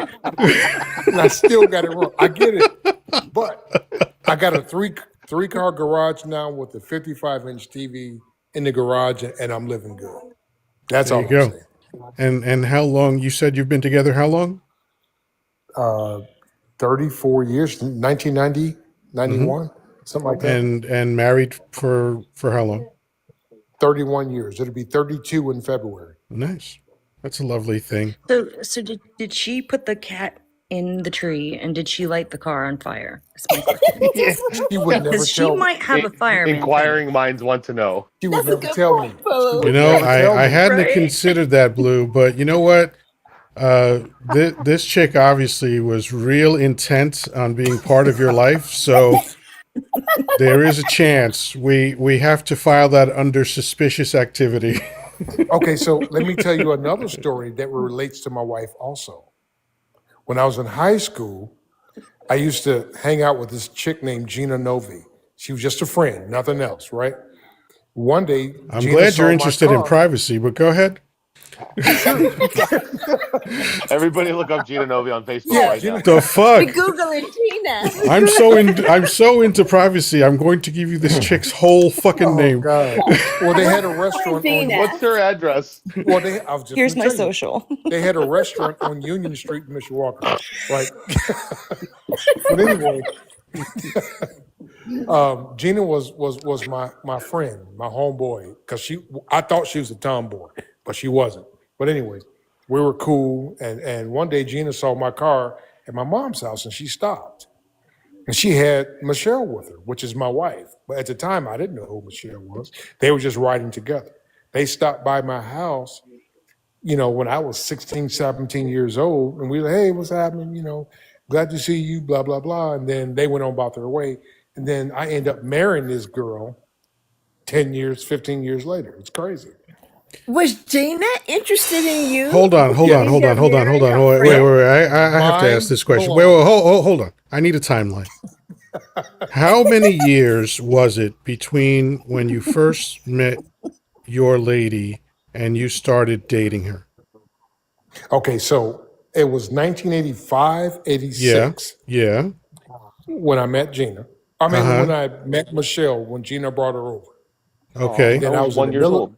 then I went to the military in Forget, look, 87. forget all that shit. Tell me the number of Well, years that went by between the first time you met her seven. and when you started dating her.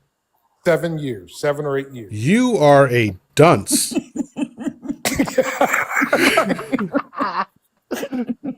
This chick was interested in you for 7 fucking years and you didn't She pick never up on met that. me except for that one time on Ewing Street. I don't give That a was it. fuck. That's when she started being interested in you. And you Oh, were but too Was dumb to Gina figure it out. interested? I was the Was player. Gina interested in him first? Was it? Listen, Trucker. I was the player The, back then. I Wait, wasn't paying no optimistic. What attention did you to him. say? I said, but was Gina interested in Trucker He wouldn't first? fucking know. You can't ask him. What do you I was mean? too busy being a player back then. I wasn't trying No, to. no, no, no. Yeah.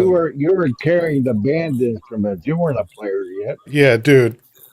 You don't sound like any fucking player I ever knew, and I'm a fucking player. Well, I can't say what I want to say because she's right there in the other room and she hear me. But yeah, I was a I player bet if back then. Gina shoved her hand in her pants, took it out, and asked you to sniff, you'd still be confused. I would be like, no, Gina, we God just damn. friends. No, we just friends. You know. Oh my And by the God. way, the reason I use that example is because a woman did that to me. And I would say, ew, Really? keep that to If yourself. you said ew, that means you're allergic to chicks. No, I'm I'm gonna say allergic to ew. you sticking your hand I down your did fucking say Yeah. pants. you. I did. I did. Yeah, no, don't put your Oh hand my down there. God. Uh-uh. Why Oh did Now, you Yeah. my do God. that, My So God. Yoda? My so God. let's just say this without judgment. I'm not saying this is bad or good. I'm thank you. saying that you and I are the complete opposite when it comes to women. Well, Because the woman that's that did that to because me, I absolutely banged the shit out of her. yeah, I couldn't do it, bro. I couldn't do it. I'm like, no, you got to go watch that. I can't. Wow. Wow. Yeah. Sorry. Yeah, I'm we sorry. are on opposite ends of the spectrum for sure. But at the end of the day, I love my wife. I love my life. So we're all good. Yes. Oh, that's so cute. Ugh. That's why you're still married, and maybe Yoda might not be. I'm not married because women annoy me. See? No. See, I love women. I love everything about women except how annoying they are. So Well, I that's grew up why with like them. But I married 2 of them because I love them and wanted to be with them, and I divorced 2 of them because they annoyed me. I can't do it but once. That's it. After this, I would never do it again. Ever. Oh, I'll get married a 3rd time if she's rich and has very low standards. Oh And you're God. exactly right. Yoda, We are polar opposites when it you're an comes to that. awesome dude. You. Oh, I have no doubt about that, but I'm also fat and poor, so she's gonna have to have some lowered standards. I mean, I'll make it up to her. I guarantee women 2 things, and only 2 things, and I mean this quite literally because I know 100% I can deliver these 2 things to any woman that I meet because I've never failed to do it in my past. And here they are: laughs and orgasms. That's what I can guarantee to deliver to you. And Stop saying that you're fat. it turns out, by the way, that women like both of those things. Well, I've got a little bit more. That's why I'm still married. But I might be. Well, here's the No, no, thing. I no. was raised by. I could have kept those 2 women. I just didn't want to. No, I was Keeping raised by a women was mother. never a problem for me. That's why I have exes that still contact me 10 and 20 years later. Yeah. Stop calling yourself fat. You're Why? not I'm fat. fat. I am fat. Of You're course I not am. That's a fat. ridiculous thing to say. It's not. No, it's not ridiculous. Of course, listen, do you think I don't know my body better than you know my body? I know Well, then what I maybe look so. like. I know Well, what I look like. he's sitting down I too, don't have mister. dysmorphia. I have Hollywood lights on me. You can only see but a certain amount of me. I'm dressed in black. Trust me, I am fat. Okay. Okay. Well, here's the thing. I was raised by a mom and 4 sisters. And then I was blessed to have a wife and 3 daughters. So my whole life has been centered around women. So I try and take the gentle approach. Now, have I been an angel? No, but my wife has dealt with it. Put it that way. I'm just saying. Well, I never cheated on my wife, so you're a piece of shit. I didn't say that. I didn't say that. I didn't say that. Listen, God. whatever it is, it is. Again, we're just different, man. You know, I don't need women to light my car on fire to know that they're interested in me. Hey, Yoda, guess what? I am never coming to one of your lives again, ever in life. This is it. You This is won't be all you able to get. stay away. There's too much fun here, man. As a matter of fact, I'm Listen, getting me another beer let so me I can tell stay up. you, I wish I had $1,000 for every woman that said I'll never speak to you again. I'd be fucking wealthy. Oh my God. Well, I don't have any words for that. I'm just gonna leave it. I get, you know, See, you're and listen, part of the I family. just have there's a lot of women that still like years later have been like, hey, what you up to? And I'm like, not talking to you. That's what the fuck I'm up to. Oh my I God. mean, listen. If there's any evidence of this, we've seen tonight. I mean, Dangerfield has been up what 15 times tonight.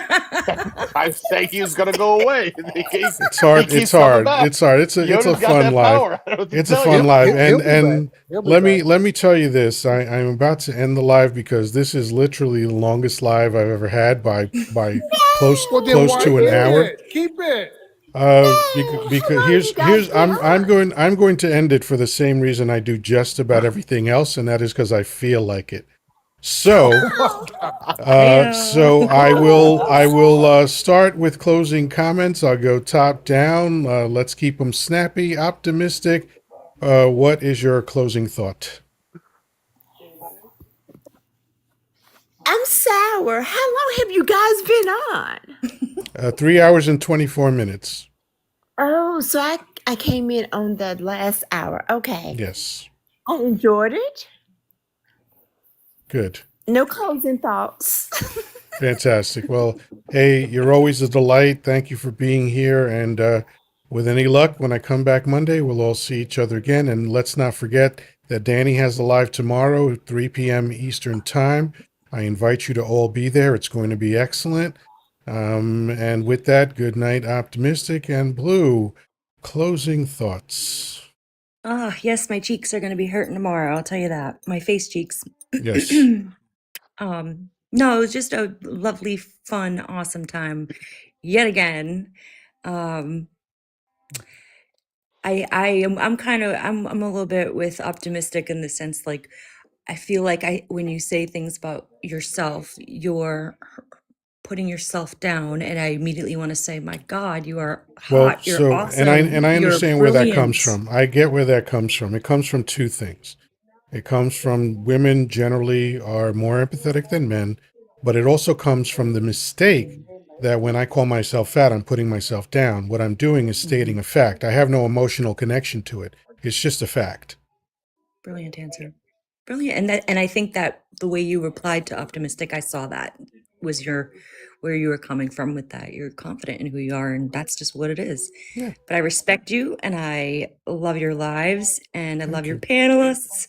You have a great community here, and I feel grateful that you even let me up. So My thank you. pleasure. Thank you so much. Have a great night. And the other thing is that I would feel bad about being fat if women stopped wanting to bang me, but they don't. So I'm fine with it. So, Trucker, final thoughts, please. My final thoughts are, hey, I had a great live, and I'm going to use the restroom and start up my live so we can finish this conversation. Oh, excellent. Well, have an excellent live, and thank you for being here. It was a Well, pleasure. All Yep. right, and Traffic Man, final thoughts. Oh my goodness, tonight ended up fantastic. I know it started off a little heavy, Yeah. but Quick pause. We're at go ahead. 90,000. I bet if all 27 of you just tap furiously, like two finger nonstop tapping, we probably will get to 100,000. So let's have at it. So I'm sorry to interrupt you. Go ahead, Traffic Man. No, you're perfectly fine. No, man, tonight again, another fantastic live. Just having these Saturday night, just kind of like whatever the topic is, kind of things. It's light in my life, man. It's a great way to end the week, and seriously, you're fantastic for it. So that's all I got to put. Well, listen, that kind of feedback is music to my ears, honestly. Like, I know I'm cavalier and all this other shit, and I'm brash and boisterous and frank and harsh and all that other shit. But underneath it all, I'm an extremely sensitive man.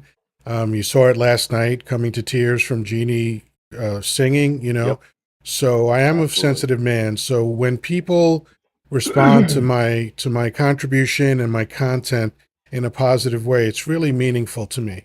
So I don't ever take it for granted, and don't be thrown by my exterior. I really, it melts my heart to hear that kind of stuff. So thank you so much. And the only reason my lives are as good as they are, if I was up Yep, here talking by absolutely. myself, they might be okay. They might be entertaining at times. They might be thought provoking, all of that stuff, but they wouldn't be what they are without you, without all of you that come up here and sit with me for hours at a time and share your thoughts and give your feedback, even if it gets contentious. We all understand that we're rowing in the same direction. And after the heat dies down, we know that we're all friends. And like, even if Robert wants to come back later, Dangerfield, you are too late. In closing Yep. thoughts, I don't allow anybody else up, but that was fucking brilliant. But, um, but even a guy like Robert who annoyed me, I will let him back up if he comes back again, because I have a feeling that it was just an off night for him. So I'm not going to hold that against him. And so, my thing is like, let's keep it as positive as possible, but if it dips into negativity, we can come back. We did it tonight. It was a Right. very contentious Absolutely. start to the live, but we still had amazing fun despite that. And that speaks to the quality of all of us. So thank you again for the Right. kind words. Thank you for the Well, contribution that real you real make all quick. the time, and finish that thought. Yeah. R- real quick. And I do mean this. If my wife and I are planning a trip to New York City with the kids here soon, probably within the next year. It would honor me if I could take you out to dinner. Just just whatever. Hey Seriously. man, the only thing I love better than fruit is free food. There Just you keep in go. mind I'm fucking busy, but no, I will No, I absolutely, understand. No, I I understand. will absolutely make time for you if and when you come Okay. to New York. Unless there is some real life fucking thing that I absolutely have to do, Sure. which these days is Right. extremely rare. So 99.9% chance that I will be able to hang with you, and I would absolutely love to do that. Fantastic. All right. Hey, have a good night, man. You too, brother. Danny, what's going on? My big brother from another mother. What is on your mind? What a fucking wild night again. Oh my God. I haven't laughed this hard since I had a hemorrhoid. Jesus Christ.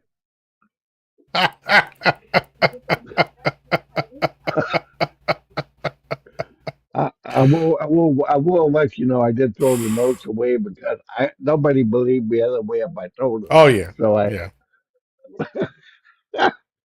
that was funny.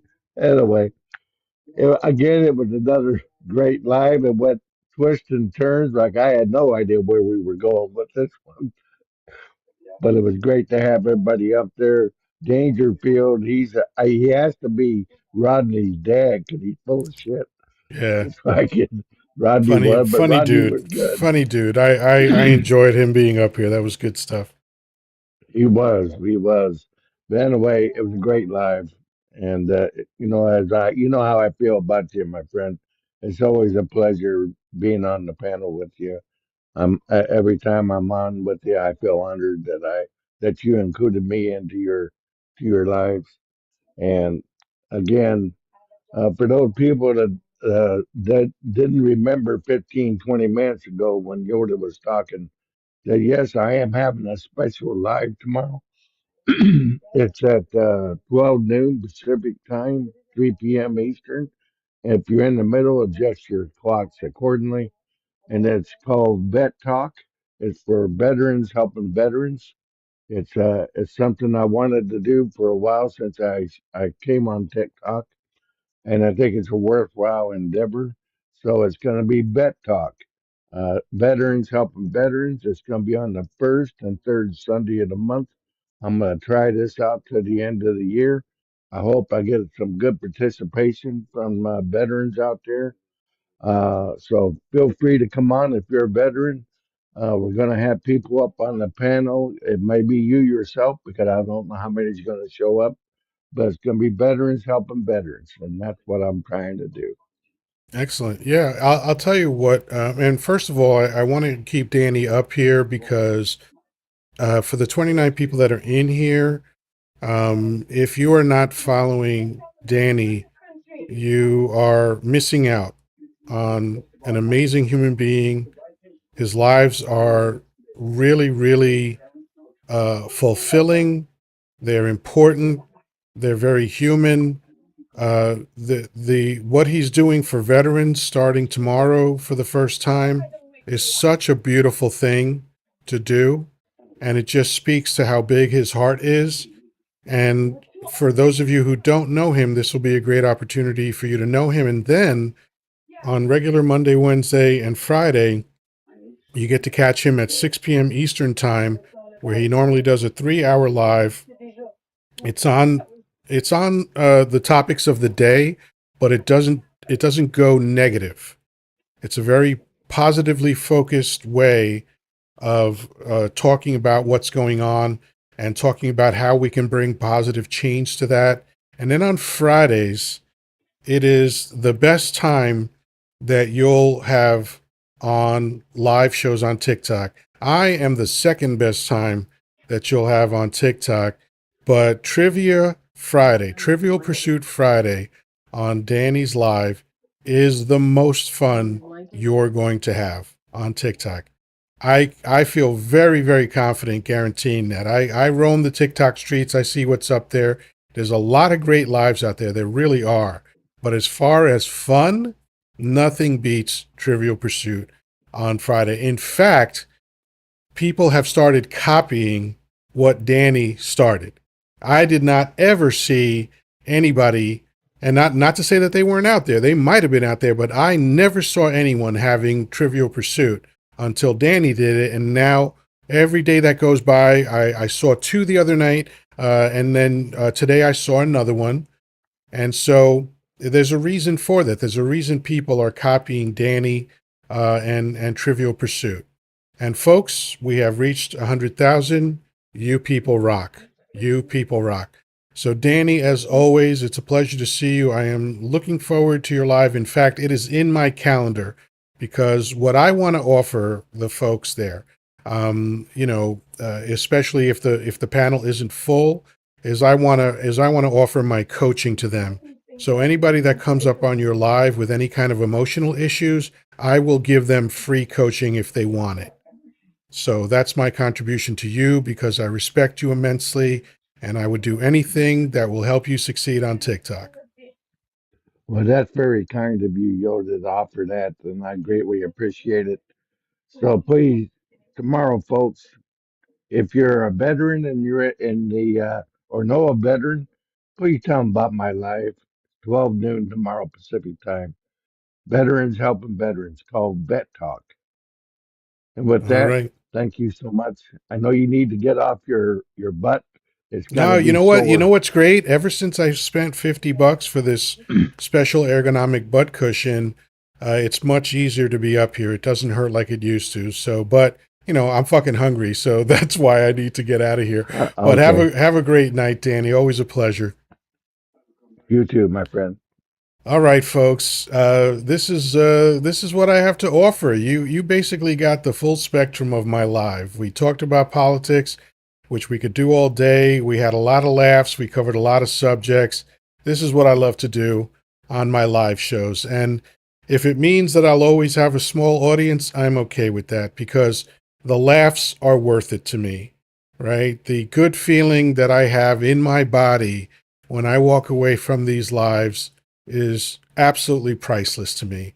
And you are the main reason why I feel the way I do. I love that you come up on the panel. I love that you make comments, that you tap, that you send gifts. Most of all, I love that you are willing to spend the most precious resource that you have, which is your time. Your time in life is the most precious thing that you have, and the fact that you're willing to spend it with me is something that I will always be grateful for. So, with that, as always, peace, love, and granola. Until we meet again, have a wonderful life.